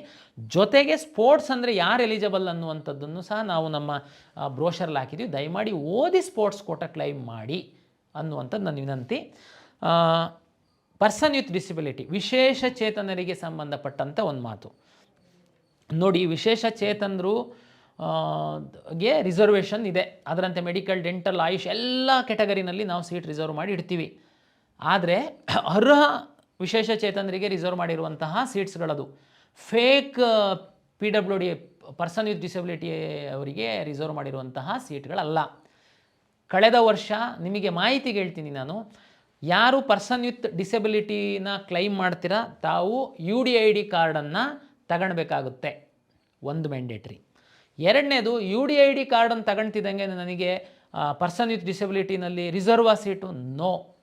ನೀವು ಅರ್ಜಿ ಹಾಕುವಾಗ UDID ಕಾರ್ಡ್ ನಂಬರ್ ಹಾಕ್ತೀರಾ, ಅರ್ಜಿ ಹಾಕ್ತೀರಾ, ಎಕ್ಸಾಮ್ ಬರೀತೀರಾ. ಬರ್ದಾದ್ಮೇಲೆ ನಿಮ್ಮನ್ನು ಯಾರು ವಿಶೇಷ ಚೇತನರಿರ್ತಾರೆ ನಿಮ್ಮ ಒಂದು ಅಂಗವೈಕಲ್ಯವನ್ನು ಪರಿಶೀಲನೆ ಮಾಡೋದಕ್ಕೆ ನಾವು ಇಲ್ಲೊಂದು ಮೆಡಿಕಲ್ ಬೋರ್ಡನ್ನು ಕಾನ್ಸ್ಟಿಟ್ಯೂಟ್ ಮಾಡ್ತೀವಿ, KEAಗೆ ನಿಮ್ಮನ್ನು ಕರಿತೀವಿ. ಕೆಲವೊಂದನ್ನು ಇಲ್ಲಿ ಮಾಡ್ತೀವಿ, ಕೆಲವೊಂದನ್ನು ಹಾಸ್ಪಿಟಲ್ ಮಾಡಿಸ್ತೀವಿ. ಅಲ್ಲಿ ನೀವು ಕ್ವಾಲಿಫೈಡ್ ಆದರೆ ಅಷ್ಟೇ ನಿಮ್ಮನ್ನು ವಿಶೇಷ ಚೇತನರ ವರ್ಗದಲ್ಲಿ ಕಾಯ್ದಿರಿಸುವಂತಹ ಸೀಟುಗಳ ಹಂಚಿಕೆಗೆ ನಿಮ್ಮನ್ನು ಪರಿಗಣಿಸ್ತೀವಿ. ಜೊತೆಗೆ ಈ ವರ್ಷ ಏನು ಮಾಡಿದ್ದು ಅಂತ ಹೇಳ್ತೀನಿ. ಈ ಥರ ಬಂದಂತಹ ಸಂದರ್ಭದಲ್ಲಿ ಯಾರು ನಕಲಿ ಪ್ರಮಾಣ ಪತ್ರವನ್ನು ತೆಗೆದುಕೊಂಡು ಬಂದಿದ್ದರು ಅವರನ್ನು ನಮ್ಮ ಕೌನ್ಸಿಲಿಂಗಿಂದ ಸಂಪೂರ್ಣವಾಗಿ ಹೊರಗಡೆ ಹಾಕಿದ್ವಿ. ಅವರಿಗೆ ಮಲ್ಲೇಶ್ವರಂ ಪೊಲೀಸ್ ಸ್ಟೇಷನ್ನಲ್ಲಿ ಒಂದು FIR ಮಾಡಿಸಿದ್ವಿ. ದಯಮಾಡಿ ಅನ್ಯ ಮಾರ್ಗಗಳ ಮೂಲಕ ಸೀಟನ್ನು ಪಡೆಯುವಂಥ ಪ್ರಯತ್ನವನ್ನು ಮಾಡೋದಕ್ಕೆ ಹೋಗಬೇಡಿ. ಯಾರು ನಿಜವಾದ ವಿಶೇಷ ಚೇತನರಿದ್ದಾರೆ ಅವರಿಗೆ ಸರ್ಕಾರ ಮಾಡಿರುವಂತಹ ಒಂದು ವ್ಯವಸ್ಥೆ ಅದು. ದಯಮಾಡಿ ವಿಶೇಷ ಚೇತನರ ಸೀಟ್ಗಳನ್ನ ನೀವು ಕದಿಯುವಂತಹ ಪ್ರಯತ್ನವನ್ನು ಬೇರೆಯವ್ರು ಮಾಡೋಕ್ಕೆ ಹೋಗಬೇಡಿ. ಬೇರೆಯವ್ರು ಮಾಡೋಕ್ಕೆ ಹೋದರೆ ನಿಮ್ಮ ಭವಿಷ್ಯ ಹಾಳಾಗುತ್ತೆ. ಇಲ್ಲಿ ಮಾತ್ರ ಅಲ್ಲ, ನೀವು ಕೌನ್ಸಿಲಿಂಗ್ ಎಲ್ಲೂ ಸೀಟ್ ತಗೊಳೋದಕ್ಕಾಗಲ್ಲ. ಜೊತೆಗೆ ಒಂದು FIR ಆಯಿತು ಅಂತಂದರೆ ನಿಮ್ಮದು ಲೈಫಲ್ಲಿ ಬೇರೆ ಯಾವುದು ಗೌರ್ಮೆಂಟ್ ನೌಕರಿ ಯಾವುದು ತಗೊಳ್ಲಿಕ್ಕೆ ಆಗಲ್ಲ. ಹಾಗಾಗಿ ದಯಮಾಡಿ ನೀವು ಜೆನ್ಯೂನ್ ಇದ್ದರೆ ಮಾತ್ರ ಸರ್ಟಿಫಿಕೇಟನ್ನು ತಗೊಳ್ಳಿ. ನಿಮಗೆ ಮಧ್ಯವರ್ತಿಗಳು ಅವರು ಇವರು ಆಸೆ ಹುಟ್ಟಿಸ್ತಾರೆ, ನಾನೆಲ್ಲ ಕೊಡಿಸ್ತೀನಿ, ಯಾರಿಗೆ ನಂಬಕ್ಕೆ ಹೋಗಬೇಡಿ. ನಂಬಿ ನೀವು ಅವರಿಗೆ ದುಡ್ಡು ಕೊಟ್ಟರೆ ದುಡ್ಡು ಕಳ್ಕೊಳ್ತೀರ, ನಿಮ್ಮ ಜೀವನನೂ ಕಳ್ಕೊಳ್ತೀರ. ದಯಮಾಡಿ ಎಚ್ಚರಿಕೆಯಿಂದ ಇರಿ. ಹಾಗಾಗಿ ನಾನು ಆಗಿದ್ದೆ ಹೇಳಿ, ಕಳೆದ ವರ್ಷ ನಾವು 21 ಫೇಕ್ ವೈದ್ಯಕೀಯ ಪ್ರಮಾಣ ಪತ್ರಗಳನ್ನ ಕಂಡುಹಿಡಿದು FIR ಮಾಡಿಸಿದ್ದೀವಿ. ಅವರು ನಮ್ಮ ಕೌನ್ಸಿಲಿಂಗ್ ಪ್ರಕ್ರಿಯೆಯಿಂದ ಹೊರಗಡೆ ಹಾಕಿದ್ದೀವಿ. ಆ ಪೇರೆಂಟ್ಸಿಗೆ ಮರ್ಯಾದೆನೂ ಹೋಯಿತು, ಪೇರೆಂಟ್ಸ್ ಒಂದಷ್ಟು ದುಡ್ಡನ್ನು ಕಳ್ಕೊಂಡಿದ್ರು. ಕೇಸು ಅದು ನೀವು ಕಲ್ಪನೆಯೂ ಮಾಡ್ಕೊಳ್ಲಿಕ್ಕಾಗಲ್ಲ, ಅಷ್ಟು ಸಮಸ್ಯೆ ಆಗುತ್ತೆ ನಿಮಗೆ. ಹಾಗಾಗಿ ನೀವು ರಾಜಮಾರ್ಗದಲ್ಲಿ ಏನಿದೆ ನಿಮ್ಮದು ಮಾಹಿತಿ ಅದನ್ನು ನಮಗೆ ಕೊಡಿ ಅಂತ ಹೇಳುವಂಥದ್ದು ನನ್ನ ವಿನಂತಿ. ಆಮೇಲೆ ಇನ್ನು ಸರ್ವಿಸ್ ಮೆನ್ನು ಮತ್ತು ಡಿಫೆನ್ಸು ಅದೆಲ್ಲ ತಮ್ಗೆ ಗೊತ್ತಿದೆ. ತಮ್ಮ ತಂದೆ ಯಾರಿರ್ತಾರೆ ಅದ್ರದ್ದೆಲ್ಲ ಕ್ಲೈಮ್ ಮಾಡ್ತೀರಾ, ಸಂಬಂಧಪಟ್ಟ ಡಿಪಾರ್ಟ್ಮೆಂಟಿಗೆ ವೆರಿಫೈ ಮಾಡಿಸಿ ತರಿಸ್ತೀವಿ. ಆಮೇಲೆ ನಾವು ನಿಮಗೆ ಅದರಲ್ಲಿ ಸೀಟ್ ಅಲಾಟ್ ಮಾಡ್ತೀವಿ. ಬಟ್ ಮಾಹಿತಿನ ಸರಿಯಾಗಿ ಈಗ ಕೊಡಬೇಕಾಗುತ್ತೆ ತಾವು. ನಾವು ವಿದ್ಯಾರ್ಥಿಗಳು ಕ್ಯಾಸ್ಟು ಇನ್ಕಮ್ಮು 371J ಗೆಲ್ಲ ಸಂಬಂಧಪಟ್ಟಂತೆ, ಜೊತೆಗೆ ಯಾರು ಸ್ಯಾಟ್ಸಲ್ಲಿ ಇದೆ ನಂಬರು ಅವ್ರದ್ದೆಲ್ಲದೂ SSLC ರಿಜಿಸ್ಟರ್ ನಂಬರ್ ಹಾಕಿದರೆ PU SSLC ಬೋರ್ಡಿಂದ PU ಬೋರ್ಡಿಂದ ನಮಗೆ ಡಾಟಾ ಬರುತ್ತೆ, ವೆರಿಫಿಕೇಷನ್ ಆಗುತ್ತೆ. ಕನ್ನಡ ಮೀಡಿಯಮ್ಮು, ರೂರಲ್ಲು, ಈ ಲಿಂಗ್ವಿಸ್ಟಿಕ್ ಮೈನಾರಿಟಿ ಇನ್ನೂ ಆನ್ಲೈನಲ್ಲಿ ಸರ್ಟಿಫಿಕೇಟ್ ಇಶ್ಯೂ ಆಗ್ತಿಲ್ಲ. ಅವ್ರುಗಳು ದಾಖಲೆನ ನಾವು ಪರಿಶೀಲನೆ ಮಾಡಬೇಕಾಗುತ್ತೆ. ಒರಿಜಿನಲ್ಸನ್ನು ಎಲ್ಲರನ್ನೂ KEAಗೆ ಕರೆಯುವಂಥದ್ದು, BO ಆಫೀಸಿಗೆ ಕಳಿಸುವಂಥದ್ದು, DDPI ಆಫೀಸಿಗೆ ಕಳಿಸುವಂಥದ್ದು ಸೂಕ್ತ ಅಲ್ಲ. ಹಾಗಾಗಿ ನಾವು ನಿಮ್ಮ ಕಾಲೇಜುಗಳ ಪ್ರಾಚಾರ್ಯರಿಗೇ ನಾವು ಲಾಗಿನ್ ಕೊಡ್ತೀವಿ. ನಿಮ್ಮ ಈ ಯಾವ ಆನ್ಲೈನ್ ಸರ್ಟಿಫಿಕೇಟ್ ಇಶ್ಯೂ ಆಗಿಲ್ಲ, ನನಗೆ ಹೇಳಿದೆ ಅಲ್ಲ, ಇವತ್ತು ಆನ್ಲೈನಲ್ಲಿ ಯಾವ್ಯಾವ ಸರ್ಟಿಫಿಕೇಟ್ ಇಶ್ಯೂ ಆಗ್ತಾಯಿದೆ: religious minority certificate, all caste and income certificate, 371J certificate, ನಿಮ್ಮ ಸ್ಟಡಿ ಡೀಟೇಲ್ಸ್ PU ಬೋರ್ಡಲ್ಲಿರುವಂಥದ್ದು, SSLC ಬೋರ್ಡಲ್ಲಿರುವಂಥದ್ದು ನಮ್ಗೆ ಆನ್ಲೈನಲ್ಲಿ ಫೆಚ್ ಆಗಿ ಬರುತ್ತೆ. Linguistic minority certificates, Kannada medium certificate, rural certificate ಇದು ಆನ್ಲೈನಲ್ಲಿ ವೆರಿಫಿಕೇಷನ್ ಆಗಲ್ಲ. ಹಾಗಾಗಿ ಯಾರು ಇದನ್ನು ಕ್ಲೈಮ್ ಮಾಡ್ತಾರೆ ನಾವು ಒಂದು ವೆರಿಫಿಕೇಷನ್ ಮಾಡಬೇಕಾಗುತ್ತೆ. ಅದಕ್ಕೆ ನಾವೇನು ಮಾಡಿದ್ದೀವಿ, ಯಾರು ಪ್ಯೂರ್ ಜನರಲ್ ಮೆರಿಟ್ ಬರ್ತಾರೆ ಅವ್ರದ್ದು ಬೋರ್ಡಿಂದನೇ ನಮಗೆ ಸ್ಯಾಟ್ಸಲ್ಲಿ 7 ವರ್ಷದ ಸ್ಟಡಿ ಡೀಟೇಲ್ಸು ಫೆಚ್ ಆಗುತ್ತೆ. SSLC ಯಾರು PUC ಒಂದು ಎಕ್ಸಾಮನ್ನು ಇಲ್ಲಿ ಬರೆದಿರುವಂಥದ್ದು ಪ್ರೂವ್ ಆಗುತ್ತೆ. ಅವರು ಎಲ್ಲೂ ವೆರಿಫಿಕೇಷನಿಗೆ ಹೋಗೋ ಅಗತ್ಯ ಇಲ್ಲ. ನಿಮಗೆ ನಿಮ್ಮ ಅಪ್ಲಿಕೇಶನ್ ಡೌನ್ಲೋಡ್ ಆಗಿಬಿಡುತ್ತೆ. ನಿಮಗೆ ಅಂದರೆ ನೀವು ಸಬ್ಮಿಟ್ ಮಾಡಿರೋ ಅಪ್ಲಿಕೇಶನ್ ಫೀಸ್ ಕಟ್ತಿದ್ದಂಗೆ ನಿಮಗೆ ಡೌನ್ಲೋಡ್ ಆಗುತ್ತೆ. ಯಾರ್ದು 7 ಇಯರ್ಸು ಸ್ಟಡಿ ಡೀಟೇಲ್ಸು ಕಾರಣಾಂತರದಿಂದ ಫೆಚ್ ಆಗಲ್ಲ, ಉದಾಹರಣೆಗೆ ICSE ಇರ್ಬೋದು, CBSE ಇರ್ಬೋದು, ಯಾರು ಈ Kannada medium, rural, linguistic minority claim ಮಾಡ್ತೀರಾ ರಿಸರ್ವೇಷನ್ಸು, ತಮಗೆ ನೀವು ಅಪ್ಲಿಕೇಶನ್ ಸಬ್ಮಿಟ್ ಮಾಡಿದ ಮೇಲೆ ಒಂದು ಕ್ಲೈಮ್ ಸ್ಲಿಪ್ ಅಂತ ಮಾತ್ರ ಬರುತ್ತೆ. ನಿಮ್ಮದು ಅಪ್ಲಿಕೇಶನ್ನು ಡೌನ್ಲೋಡ್ ಆಗಲ್ಲ. ನಿಮಗೆ ಏನೇನು ಸಬ್ಮಿಟ್ ಮಾಡಿ ಡೌನ್ಲೋಡ್ ಆಗಲ್ಲ. ಅದರಲ್ಲಿ ಹೇಳ್ತೀರಾ ನೀವು ಇದೆಲ್ಲ ಕ್ಲೈಮ್ ಮಾಡಿದ್ದೀರಾ. ದಯಮಾಡಿ ತಾವು ತಮ್ಮ ಕಾಲೇಜಿನ ಪ್ರಾಂಶುಪಾಲರ ಬಳಿ ಅಥವಾ ಹತ್ತಿರದ ಯಾವುದೇ ಸರ್ಕಾರಿ PU ಕಾಲೇಜಲ್ಲಿ ಹೋಗಿ ನೀವು ಮೂಲ ದಾಖಲೆಗಳನ್ನು ತೋರಿಸಿ ಅಂತ ಅಲ್ಲಿ ಪ್ರಾಂಶುಪಾಲರು ನಿಮ್ಮ ಮೂಲ ದಾಖಲೆಗಳನ್ನ ನೋಡಿ ಅವರು ಓಕೆ ಮಾಡ್ತು ಅಂತಂದರೆ ಆಮೇಲೆ ನಿಮಗೆ ಅಪ್ಲಿಕೇಶನ್ ಡೌನ್ಲೋಡ್ ಆಗುತ್ತೆ. ಏನು ಸರ್ ಇದು ಅಪ್ಲಿಕೇಶನ್ ಡೌನ್ಲೋಡು ಮತ್ತು ನಾವೇನು ಸಬ್ಮಿಟ್ ಮಾಡಿದ್ವಿ ಅಂತ ಗೊತ್ತಾಗಲ್ಲ, ಏನು ನಮಗೆ ಕೊಟ್ಟರೆ ಯಾಕೆ ಇದು ಮಾಡಿದ್ವಿ ಅನ್ನೋದನ್ನು ಹೇಳ್ಬಿಡ್ತೀನಿ. ಲಾಸ್ಟ್ ಇಯರ್ ನಾವೇನು ಮಾಡಿದ್ವಿ, ಅಪ್ಲಿಕೇಶನನ್ನು ನಿಮಗೆ ಡೌನ್ಲೋಡ್ ಆಗ್ತಾಯಿತ್ತು, ಕೆಳಗಡೆ ಬರೆದಿದ್ವಿ. ಕೆಲವೊಂದು ಆನ್ಲೈನಲ್ಲಿ ವೆರಿಫೈ ಆಗಿರ್ತಿತ್ತು, ಕೆಲವೊಂದು ವೆರಿಫೈ ಆಗಿರ್ತಿರ್ಲಿಲ್ಲ. ಇದು ಯಾವುದು ವೆರಿಫೈ ಆಗಿಲ್ಲ ಅದು ಕೆಳಗಡೆ ಹಾಕಿದ್ವಿ. To be verified please visit your college principal and verification ಮಾಡ್ಕೊಳ್ಳಿ. ಅಪ್ಲಿಕೇಶನ್ ಹಾಕಿ ಡೌನ್ಲೋಡ್ ಮಾಡ್ಕೊಂಡವ್ರು ಅದನ್ನು ತೆಗೆದು ಓದಲೂ ಇಲ್ಲ ವಿದ್ಯಾರ್ಥಿಗಳು. ಕಾಲೇಜಿಗೆ ಹೋಗಿ ನೀವು ವೆರಿಫಿಕೇಷನ್ನೇ ಮಾಡ್ಕೊಳ್ಳಲಿಲ್ಲ ಯಾವುದೂ. ಕೌನ್ಸಿಲಿಂಗ್ ಶುರು ಮಾಡಿದ್ವಿ. ಶುರು ಮಾಡ್ತಿದ್ದಂಗೆ ಲಾಗಿನ್ ಆದರೆ ಅಲ್ಲಿ ನಿಮ್ಮದು ಸ್ಟಾಪ್ಡ್ ಫ್ರಮ್ ಕೌನ್ಸಿಲಿಂಗ್ ಅಂತ, ಇವ್ರದ್ದು ಸರ್ವರ್ ಸರಿ ಇಲ್ಲ, ಅದು ಸರಿ ಇಲ್ಲ, ಇದು ಸರಿ ಇಲ್ಲ, ಬೊಬ್ಬೆ. ತೆಗೆದು ನೋಡಿದರೆ ನೀವು ಡಾಕ್ಯುಮೆಂಟ್ ಕನ್ನಡ ಮೀಡಿಯಮ್ ಕ್ಲೈಮ್ ಮಾಡಿದ್ದೀರಾ, ನೀವು ಕಾಲೇಜಿಗೆ ಹೋಗಿ ಅದನ್ನು ತೋರಿಸೇ ಇಲ್ಲ. ಲಿಂಗ್ವಿಸ್ಟಿಕ್ ಕ್ಲೈಮ್ ಮಾಡಿದ್ದೀರಾ, ಕಾಲೇಜಿಗೆ ಹೋಗಿ ತೋರಿಸೇ ಇಲ್ಲ. ಇಲ್ಲಿ ಬಂದು ನೀವು ಹಂಗೆ, ನಾನು ಎಷ್ಟೋ ವಿದ್ಯಾರ್ಥಿಗಳಿಗೆ ಫೋನ್ ಮಾಡಿದವರಿಗೆ ಜಸ್ಟ್ ನಿಮ್ಮ ಅಪ್ಲಿಕೇಶನಲ್ಲಿ ಲಾಸ್ಟಲ್ಲಿ ನೋಡಿ ಅಂತ ಹೇಳೋದು. ಅಲ್ಲಿ ನೀವು ಕಾಲೇಜಿಗೆ ಹೋಗಿ ವೆರಿಫೈ ಮಾಡಿಸ್ಕೊಳ್ಳಿ ಅಂತ ಬರೆದಿದೆ ಸರ್, ಹೋಗಿದ್ದೀರಾ? ಇಲ್ಲ ಸರ್ ಹೋಗಲಿಲ್ಲ. ಅದಕ್ಕೇ ಈ ಸರ್ ನಿಮಗೆ ಅಪ್ಲಿಕೇಶನ್ನೇ ಕೊಡಲ್ಲ ನಾನು. ಕ್ಲೈಮ್ ಯಾರು GM ಇದ್ದೀರಾ, ನಿಮ್ಮದು 7 ಇಯರ್ಸ್ ಸ್ಟಡಿ ಬಂದಿದೆ, ಒಂದು any 10th or PU board exam ಆಗಿರೋದು ಬಂದಿದೆ, ನಿಮಗೆ ಅಪ್ಲಿಕೇಶನ್ ಬರುತ್ತೆ, ನೀವೆಲ್ಲೂ ವೆರಿಫಿಕೇಷನಿಗೆ ಹೋಗೋ ಅಗತ್ಯ ಇಲ್ಲ. ನಿಮಗೆ ಆಲ್ ಟಿಕೆಟ್ ಬರುತ್ತೆ, ಮುಂದೊಂದು ದಿನ ನಿಮಗೆ ಕೌನ್ಸಿಲಿಂಗ್ ಶುರುವಾದಾಗ ನಿಮಗೆ ವೆರಿಫಿಕೇಷನ್ ಸ್ಲಿಪ್ ಸಹ ಬರುತ್ತೆ, ಇನ್ಕ್ಲೂಡಿಂಗ್ ರ್ಯಾಂಕ್ಸು ಅದರಲ್ಲಿ ಇನ್ಕಾರ್ಪೊರೇಟ್ ಆಗಿ. ಯಾರು ಯಾವುದಾದ್ರೂ ರಿಸರ್ವೇಷನ್ ಕ್ಲೈಮ್ ಮಾಡಿದ್ದೀರಾ, ದಯಮಾಡಿ ತಾವು ಕಾಲೇಜಿಗೆ ವಿಸಿಟ್ ಮಾಡಿ ಒರಿಜಿನಲ್ ರಿಸರ್ವೇಷನ್ ಏನು ಕ್ಲೈಮ್ ಮಾಡಿದ್ದೀರಾ ಕನ್ನಡ ಮತ್ತು ರೂರಲ್ ಲಿಂಗ್ವಿಸ್ಟಿಕ್ ಇದ್ರದ್ದು ತೋರಿಸ್ಬೇಕು. ಅಲ್ಲಿ ವೆರಿಫೈ ಆದಮೇಲೆ ನಿಮಗೆ ಅಪ್ಲಿಕೇಶನ್ ಬರುತ್ತೆ. ಈ ಸರಿ ನಾವು ಕಳೆದ ವರ್ಷ ಯಾರೆಲ್ಲ ವೆರಿಫಿಕೇಷನ್ ಮಾಡಿದ್ರು ಅವ್ರದ್ದೆಲ್ಲದೂ ಆಟೋ ಫೆಚ್ ಆಗಂಗೆ ಮಾಡಿದ್ವಿ. SSLC ಮಾರ್ಕ್ಸ್ ಕಾರ್ಡ್ದು ರಿಜಿಸ್ಟ್ರೇಷನ್ ನಂಬರ್ ಹಾಕಿದ್ರೆ ಒಂದು ವರ್ಷ ನಿಮಗೆ ಆಟೋ ಫೆಚ್ ಆಗುತ್ತೆ. ಫಿಲ್ ಮಾಡುವಂಥದ್ದನ್ನು ತುಂಬ ಕಡಿಮೆ ಮಾಡಿದ್ದೀವಿ. ಅಪ್ಲೋಡ್ ಮಾಡುವಂಥದ್ದು ಫೋಟೋ ಮತ್ತು ಸಿಗ್ನೇಚರ್ ಮಾತ್ರ ಇಟ್ಟಿದ್ದೀವಿ. ಹಾಗಾಗಿ ಅಪ್ಲಿಕೇಶನ್ ತುಂಬ ಸರಳ ಆಗಿದೆ ಅಂತ ನಾನು ಭಾವಿಸಿದ್ದೀನಿ.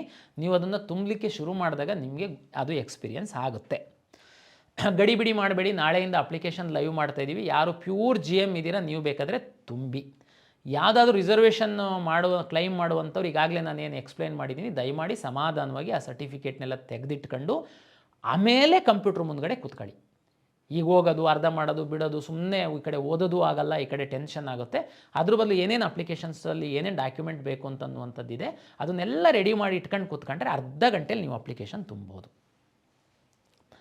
ನಾವು PCM ಆಧರಿಸಿ ಇಂಜಿನಿಯರಿಂಗ್ ರ್ಯಾಂಕ್ ಕೊಡ್ತೀವಿ, PCB ಆಧರಿಸಿ ವೆಟರ್ನರಿ ಕೆಲವೊಂದು ಕೋರ್ಸ್ಗಳಿಗೆ ಕೊಡ್ತೀವಿ, PCMB ಆಧರಿಸಿ ನಾವು ಅಗ್ರಿಕಲ್ಚರಿಗೆ ಕೊಡ್ತೀವಿ. ಹಂಗಾಗಿ ನೀವು ಕೆಲವರೆಲ್ಲರೂ ಯಾವ ಎಕ್ಸಾಮ್ ಬರೀಬೇಕು ಅನ್ನೋದನ್ನು ಕೇಳಿದ್ದೀವಿ. ಈ ನೀಟಿಗೆ ಸಂಬಂಧಪಟ್ಟಂಥದ್ದು ನಮಗೆ 2-3 ಥರದ ಕೆಟಗರಿ ವಿದ್ಯಾರ್ಥಿಗಳು ಬರ್ತೀರಾ. CET ಬರೀತೀರಾ, ನೀಟು ಬರೀತೀರಾ, CET ಬರೆಯೋದೇ ಇಲ್ಲ, ನೀಟನ್ನು ಮಾತ್ರ ಬರೀತೀರಾ. ಈ ನಮ್ಮ CET ಯಾವುದೂ ಬರೆಯಲ್ಲ, ನೀವು ಅಲೈಡ್ ಹೆಲ್ತ್ ಸೈನ್ಸಸ್ಸಿಗೆ ಮಾತ್ರ ನೀವು ಪಾರ್ಟಿಸಿಪೇಟ್ ಮಾಡಬೇಕು, ಅದಕ್ಕೆ ಬರೀ PUC ಮಾರ್ಕ್ಸ್ ಮೇಲೆ ರ್ಯಾಂಕ್ ಕೊಡ್ತೀವಿ. ಹಾಗಾಗಿ ಇದನ್ನು ನಾವು ಲಾಸ್ಟ್ ಪೇಜಲ್ಲಿ ನಮ್ಮ ಅಪ್ಲಿಕೇಶನಲ್ಲಿ ಮಾಡಿದ್ದೀವಿ. ನೀಟಿಗೆ ಮಾತ್ರ, ಬರೀ ನೀಟನ್ನು ಮಾತ್ರ ಬರೀತಿರೋರು ನೀವು ಈಗ ಅಪ್ಲಿಕೇಶನ್ ರಿಜಿಸ್ಟ್ರು ಮಾಡಿ ನೀಟ್ ರಿಜಿಸ್ಟ್ರ್ ನಂಬರ್ ಎಂಟ್ರಿ ಮಾಡೋದಕ್ಕೆ ಅವಕಾಶ ಈಗೇನಿರಲ್ಲ. ಗಡಿಬಿಡಿ ಅಕಸ್ಮಾತ್ ಈಗ ಮಾಡಲಿಲ್ಲ ಏನು ಚಿಂತೆ ಮಾಡೋಕ್ಕೆ ಹೋಗಬೇಡಿ. ನೀವು ಬರೀ ನೀಟ್ ವಿದ್ಯಾರ್ಥಿಗಳಿಗೆ ನಾವು ಇದಾದಮೇಲೆ ಬರೀ ನೀಟ್ ವಿದ್ಯಾರ್ಥಿಗಳಿಗೆ ಸಹ 1 ವಾರ ವಿಂಡೋ ಓಪನ್ ಮಾಡ್ತೀವಿ. ಅದಕ್ಕೆ ಈಗ ಮಾಡಿಟ್ಟರೆ ತುಂಬ ಸಂತೋಷ. KCET ಎಕ್ಸಾಮು ಬರೀತಿರೋರು, ನೀಟು ಬರೀತಿರೋರು ದಯಮಾಡಿ ನೀವು KCET ಅಪ್ಲಿಕೇಶನ್ ಹಾಕುವಾಗ ಹಾಕಿ ನೀಟಿನ ತಲೆಬಿಸಿ ಮಾಡಬೇಡಿ. ನೀವು ನೀಟು ರಿಸಲ್ಟು ಬಂದ ನಂತರ ನಾವು ನಿಮಗೆ ನೀಟ್ ರಿಜಿಸ್ಟ್ರ್ ನಂಬರ್ನ ಲಿಂಕ್ ಮಾಡೋದಕ್ಕೆ ಕೊಡ್ತೀವಿ. ಆವಾಗ ಲಿಂಕ್ ಮಾಡಿದರೆ ಸಾಕು, ಅದು ಫೆಚ್ ನಾವು ಮಾಡ್ಕೊಂಡು ನಿಮ್ಮ ವೆರಿಫಿಕೇಷನ್ ಸ್ಲಿಪ್ಪಲ್ಲಿ ನೀಟ್ ರ್ಯಾಂಕ್ ಡಿಸ್ಪ್ಲೇ ಆಗಂಗೆ ನಾವು ಮಾಡ್ತೀವಿ. ಹಾಗಾಗಿ ಗಡಿಬಿಡಿ ಮಾಡಬೇಡಿ, ಆರಾಮಾಗಿ ನೀವು ಮಾಡಬೇಕು. ಆಮೇಲೆ ಫಾರ್ಮಸಿಗೆ ಸಂಬಂಧಪಟ್ಟಂತೆ ಡಿಪ್ಲೊಮೊ ಫಾರ್ಮಸಿದು ಸಹ ಸರಿ ಅಲೈಡ್ ಹೆಲ್ತ್ ಸೈನ್ಸಸ್ಸು ನರ್ಸಿಂಗ್ ಎಲ್ಲ ತಮ್ಗೆ ಗೊತ್ತಿದೆ, ನಮ್ಮ ಕಡೆಯಿಂದನೇ ಸೀಟ್ ಅಲಾಟ್ ಆಗ್ತಾಯಿದೆ. ಮುಂದಿನ ವರ್ಷ ಈ ಫಾರ್ಮಸಿಗೆ ಸಂಬಂಧಪಟ್ಟಂತೆ ಸಹ ನಾವು ನಿಮ್ಮ PUC ಮಾರ್ಕ್ಸ್ ಮೇಲೆ ಅಲಾಟ್ ಮಾಡುವಂಥದ್ದಿದೆ. ಅಥವಾ ಅಪ್ಲಿಕೇಶನ್ ನೋಡಿದರೆ ಗೊತ್ತಾಗುತ್ತೆ. ರಿಜಿಸ್ಟ್ರು ಮಾಡಿ. ಅಲೈಡ್ ಹೆಲ್ತ್ ಸೈನ್ಸಸ್ಸು ಮತ್ತು ಫಾರ್ಮಸಿ, B ಫಾರ್ಮಾ ಇದಕ್ಕೆಲ್ಲ ಸಂಬಂಧಪಟ್ಟಂತೆ ತಮಗೆಲ್ಲ ಗೊತ್ತಿದೆ. KCET ಬರೀದೆ ನಿಮ್ಮ PU ಮಾರ್ಕ್ಸ್ ಮೇಲೆ ನಾವು ರ್ಯಾಂಕನ್ನು ಕೊಡುವಂಥದ್ದು. ಅದಕ್ಕಾಗಿ ನೀವು ಅಲ್ಲಿ ಇನ್ಸ್ಟ್ರಕ್ಷನ್ಸ್ ನೋಡಿದರೆ ಗೊತ್ತಾಗುತ್ತೆ. ಕರ್ನಾಟಕ ಪರೀಕ್ಷಾ ಪ್ರಾಧಿಕಾರ ಕರ್ನಾಟಕ ರಾಜ್ಯದ ಎಲ್ಲ ಸರ್ಕಾರಿ ಖಾಸಗಿ PU ಕಾಲೇಜಿನ ವಿಜ್ಞಾನ ವಿದ್ಯಾರ್ಥಿಗಳಿಗೆ ಒಂದು ದಿಕ್ಸೂಚಿ ಪುಸ್ತಕವನ್ನು ಮುದ್ರಿಸಿ ನಿಮಗೆ ಕಳಿಸ್ಕೊಡ್ಲಾಗಿದೆ. ನಿಮ್ಮ PU ಇಲಾಖೆಯ ಮುಖಾಂತರ ನಾವು ಕಳಿಸಿದ್ದೀವಿ. ನಿಮ್ಮ ಪ್ರಾಂಶುಪಾಲರು ನಿಮಗೆ ಕಳಿಸ್ತಾರೆ. ಒಂದು 52 ಪುಟದ ಒಂದು ಪುಸ್ತಕ. ದಯಮಾಡಿ ವಿದ್ಯಾರ್ಥಿಗಳು ನೀವು ಅಪ್ಲಿಕೇಶನ್ ಹಾಕೋದ್ರೊಳಗಡೆ ಒಂದು ಸರಿ ಓದಿ ಪೂರ್ತಿ. ಎಲ್ಲ ಅದರಲ್ಲಿ ಇನ್ಕಾರ್ಪೊರೇಟ್ ಮಾಡಿದ್ದೀವಿ ನಾವು, ತಮಗೆ ತುಂಬ ಸಹಾಯ ಆಗುತ್ತೆ. ಜೊತೆಗೆ ನಿಮ್ಮ ಕಾಲೇಜಿನ ಎಲ್ಲ ವಿಜ್ಞಾನ ಶಿಕ್ಷಕರಿಗೆ ನಾವು ಅಪ್ಲಿಕೇಶನ್ ತುಂಬುವ ಕುರಿತು ನಾವು ಕಳೆದ 10 ದಿವಸಗಳಿಂದ ನಾವು ತರಬೇತಿಯನ್ನು ಆನ್ಲೈನ್ ಮೂಲಕ ಕೊಟ್ಟಿದ್ದೀವಿ. ಏನೇ ಡೌಟ್ಸ್ ಇತ್ತು ಅಂತಂದ್ರೂ ತಾವು ತಮ್ಮ ಕಾಲೇಜಿನ ಇವರಿಗೆ ಉಪನ್ಯಾಸಕರಿಗೆ ಕೇಳಿದರೆ ಅವರು ಸಹ ಕ್ಲಾರಿಫೈ ಮಾಡ್ತಾರೆ. ಜೊತೆಗೆ ನಾನು ಹೇಳಿದಂತೆ ನೀವು ಕಾಲೇಜಲ್ಲೇ ಆ ಸೌಲಭ್ಯನ ಬಳಕೆ ಮಾಡಬೇಕು. ಕಾಲೇಜವರಿಗೆ ಸಹ ನಾವು ರಿಕ್ವೆಸ್ಟ್ ಮಾಡಿದ್ವಿ, ದಯಮಾಡಿ ತಾವು ಕಾಲೇಜಲ್ಲೇ ಅಪ್ಲಿಕೇಶನ್ ಹಾಕ್ಸಿ ಅಂತ. ಸೈಬರ್ ಸೆಂಟ್ರಿಗೆ ಹೋಗಿ ಅಪ್ಲಿಕೇಶನ್ ಹಾಕಬೇಡಿ, ಅಲ್ಲಿಂದ ನಿಮಗೆ ತೊಂದರೆ ಆಗುತ್ತೆ ಅಂತ ಖಂಡಿತ ನಾನು ಹೇಳಲ್ಲ. ಆದರೆ ಸೈಬರ್ ಸೆಂಟ್ರಿಗೆ ಹೋಗಿ ಅಪ್ಲಿಕೇಶನ್ ಹಾಕುವಾಗ ದಯಮಾಡಿ ವಿದ್ಯಾರ್ಥಿ ಅವರ ಪಕ್ಕದಲ್ಲಿ ಕುಳಿತುಕೊಂಡು ನಮ್ಮ ದಿಕ್ಸೂಚಿ ಒಂದು ಸರಿ ಓದಿ ನಿಮ್ಮ ಮೀಸಲಾತಿ ನಿಮ್ಮ ಮಾಹಿತಿಯನ್ನು ಸರಿಯಾಗಿ ತುಂಬಿ, ನಿಮ್ಮ ಅಥವಾ ನಿಮ್ಮ ಪೋಷಕರ ಮೊಬೈಲ್ ನಂಬರನ್ನೇ ಕೊಡಿ, ನಿಮ್ಮ ಅಥವಾ ನಿಮ್ಮ ಪೋಷಕರ ಇಮೇಲ್ ಐಡಿನೇ ಕೊಡಿ. ದಯಮಾಡಿ ಆ ಸೈಬರ್ ಸೆಂಟರ್ ಅವರಿಗೆ ಪೂರ್ತಿ ಕೊಟ್ಬಿಟ್ಟು ನೀನೇ ಅಪ್ಲಿಕೇಶನ್ ಹಾಕು ಅಂತ ಹೇಳಕ್ಕೆ ಹೋಗಬೇಡಿ. ಅಲ್ಲಿ ಏನಾಗುತ್ತೆ ಪ್ರಾಬ್ಲಮ್ಮು, ಆ ಅಪ್ಲಿಕೇಶನ್ ಅವ್ರು ಹಾಕೋದ್ರ ಜೊತೆಗೆ OTPಗೋಸ್ಕರ ಅವ್ರ ಮೊಬೈಲ್ ನಂಬರ್ ಹಾಕ್ತಾರೆ. ನಾವೆಲ್ಲ ಇನ್ಫಾರ್ಮೇಷನ್ ಅವ್ರಿಗೆ ಕಳಿಸ್ತಿರ್ತೀವಿ. ಕೌನ್ಸಿಲಿಂಗ್ ಟೈಮಲ್ಲಿ ನಿಮಗೇನು ಕಮ್ಯುನಿಕೇಷನ್ ಆಗಲ್ಲ. ಹಾಗಾಗಿ ಎಲ್ಲರ ಮನೆಯಲ್ಲಿ ಕಂಪ್ಯೂಟರ್ ಇರುತ್ತೆ ಅಂತ ನಾನು ಹೇಳಲ್ಲ. ಹಾಗಾಗಿ ನೀವು ಊರಲ್ಲಿರುವಂಥ ನಮ್ಮ ಗ್ರಾಮ 1 ಕೇಂದ್ರಗಳಲ್ಲಿ ಸೈಬರ್ ಸೆಂಟ್ರಲ್ಲಿ ನೀವು ಡಿಪೆಂಡ್ ಆಗ್ಬೋದು, ನೀವು ಹೋಗ್ಬೋದು. ಬಟ್ ಆದರೆ ನೀವು ಅವರ ಜೊತೆ ಕುತ್ಕೊಂಡು ನಿಮ್ಮ ಅಪ್ಲಿಕೇಶನ್ ತುಂಬಿ ಸಬ್ಮಿಟ್ ಮಾಡಬೇಕು ಅನ್ನೋದು ವಿದ್ಯಾರ್ಥಿಗಳಿಗೆ, ಪೋಷಕರಿಗೆ ನನ್ನ ವಿನಂತಿ. ಯಾರು ಗಡಿಬಿಡಿ ಮಾಡಬೇಡಿ, ಅಪ್ಲಿಕೇಶನ್ನ ಸರಿಯಾದ ರೀತಿ ತುಂಬಿ. ಈಗೇನೋ ತಪ್ಪಾಕಿ ಸಬ್ಮಿಟ್ ಮಾಡಿಬಿಟ್ಟೆ, ತಪ್ಪಾಗಿ ಹೋಗ್ಬಿಡು, ಏನು ಚಿಂತೆ ಮಾಡಬೇಡಿ. ನಾವು ಲಾಸ್ಟ್ ಡೇಟ್ ತನಕ ಎಡಿಟಿಗೆ ಆಪ್ಷನ್ ಇಟ್ಟಿರ್ತೀವಿ. ಆದರೆ ನೀವು ಇದೆಲ್ಲ ಎಡಿಟ್ ಮಾಡಿ ಎಲ್ಲ ಫೈನಲ್ ಆದಮೇಲೆ ಕಾಲೇಜಿಗೆ ಹೋಗಿ ಪ್ರಿನ್ಸಿಪಲ್ ಹತ್ರ ವೆರಿಫಿಕೇಷನ್ ಮಾಡಿಸಿದ ಮೇಲೆ ಮಾತ್ರ ಫ್ರೀಸ್ ಆಗುತ್ತೆ. ಈಗ ನೀವು 2A ಇರುತ್ತೆ, ನೀವು ಸರ್ಟಿಫಿಕೇಟೇ ಹಾಕಲ್ಲ, ಗಡಿಬಿಡಿನಲ್ಲಿ ಹಾಕ್ಬಿಡ್ತೀರಾ. ಆಮೇಲೆ ಕಾಲೇಜಿಗೂ ಹೋಗ್ತೀರಾ, ಕನ್ನಡ ಮೀಡಿಯಮ್ ಊರಲ್ಲೆಲ್ಲ ತೋರಿಸ್ತೀರಾ, ವೆರಿಫಿಕೇಷನ್ ಆಗುತ್ತೆ. ಆಮೇಲೆ ಒಂದು ವಾರ ಆದಮೇಲೆ ಇಲ್ಲ ನಾನು ತಹಶೀಲ್ದಾರಿಗೆ ಅಪ್ಲೈ ಮಾಡಿದ್ದೆ, 2A ಸರ್ಟಿಫಿಕೇಟ್ ಈಗ ಬಂದಿದೆ, ಈಗ ಹಾಕಬೇಕು ಅಂತಂದರೆ ನೀವು ಎಡಿಟ್ ಮಾಡೋಕ್ಕಾಗಲ್ಲ. ಒಂದು ವೇಳೆ ತಹಶೀಲ್ದಾರಿಗೆ ಹಾಕಿದ್ದೀರಾ ಅಪ್ಲೈ ಮಾಡೋದಕ್ಕೆ ಅಂತಂದರೆ ದಯಮಾಡಿ ಆ ಸರ್ಟಿಫಿಕೇಟ್ ನಿಮಗೆ ಬರೋ ತನಕ ವೆಯ್ಟ್ ಮಾಡಿ, ಅದನ್ನು ಹಾಕಿ ನಂತರ ಕಾಲೇಜಿಗೆ ದಾಖಲೆ ಪರಿಶೀಲನೆಗೆ ಹೋಗಿ. ತಹಶೀಲ್ದಾರು ಕಾಲೇಜಿನ ಪ್ರಾಂಶುಪಾಲರು ದಾಖಲೆಗಳನ್ನ ಪರಿಶೀಲನೆ ಮಾಡಿ ಅವರು ಸಬ್ಮಿಟ್ ಮಾಡಿದ ಮೇಲೆ ಫೈನಲ್ ಮತ್ತೆ ಎಡಿಟ್ ಮಾಡೋಕ್ಕಾಗಲ್ಲ ತಾವು.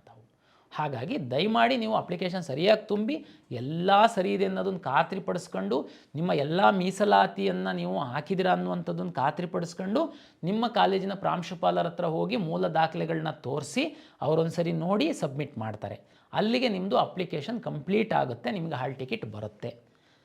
ಅಲ್ಲಿವರೆಗೆ ನಿಮಗೆ ಅದು ಕಂಪ್ಲೀಟ್ ಆಗಿಲ್ಲ ಅಂತ, ಒಂದು ವೇಳೆ ಅಪ್ಲಿಕೇಶನ್ ಅರ್ಧ ತುಂಬಿದ್ದೀರಾ ಇಲ್ಲ ಪೂರ್ತಿ ತುಂಬಿದ್ದೀರಾ, ಕಾಲೇಜಿಗೆ ಹೋಗಿ ಸಬ್ಮಿಟ್ ಮಾಡಿಲ್ಲ, ಇನ್ನೂ ವೆರಿಫಿಕೇಷನ್ ಮಾಡಿಸ್ಕೊಂಡಿಲ್ಲ, ಏನೋ ಒಂದು ಬದಲಾವಣೆ ಮಾಡಬೇಕು ಅಂತ ಬರುತ್ತೆ, ನೀವು ಮಾಡ್ಬೋದು. ಎಡಿಟ್ ಮಾಡ್ಕೊಂಡು ನೀವು ಮಾಡ್ಬೋದು. ಪ್ರತಿ ಸರಿ ಎಡಿಟ್ ಮಾಡುವಾಗ ನಿಮ್ಮ OTP ಮತ್ತೊಂದು ಬರುತ್ತೆ. ಅದು ತುಂಬ ಸರಳೀಕರಣ ಮಾಡಿದ್ದೀವಿ, ನಿಮಗೆ ಅನುಕೂಲ ಆಗುತ್ತೆ ಅಂತ ನಾನು ಭಾವಿಸ್ತೀನಿ. ಇದು ಕರ್ನಾಟಕ ಪರೀಕ್ಷಾ ಪ್ರಾಧಿಕಾರದ ವತಿಯಿಂದ ವಿದ್ಯಾರ್ಥಿಗಳಿಗೆ ಹಾಗೂ ಪೋಷಕರಿಗೆ ಅಪ್ಲಿಕೇಶನ್ನಿಗೆ ಸಂಬಂಧಪಟ್ಟಂತಹ ಮಾಹಿತಿಯನ್ನು ನಾನು ತಮ್ಮೊಂದಿಗೆ ಹಂಚ್ಕೊಂಡಿದ್ದೀನಿ. ದಯಮಾಡಿ ಗಾಬರಿ ಆಗಬೇಡಿ, ತಪ್ಪು ಮಾಹಿತಿಯನ್ನು ಕೊಡಬೇಡಿ, ಸರಿಯಾದ ಮಾಹಿತಿಯನ್ನು ತಾವು ಕೊಡಬೇಕು.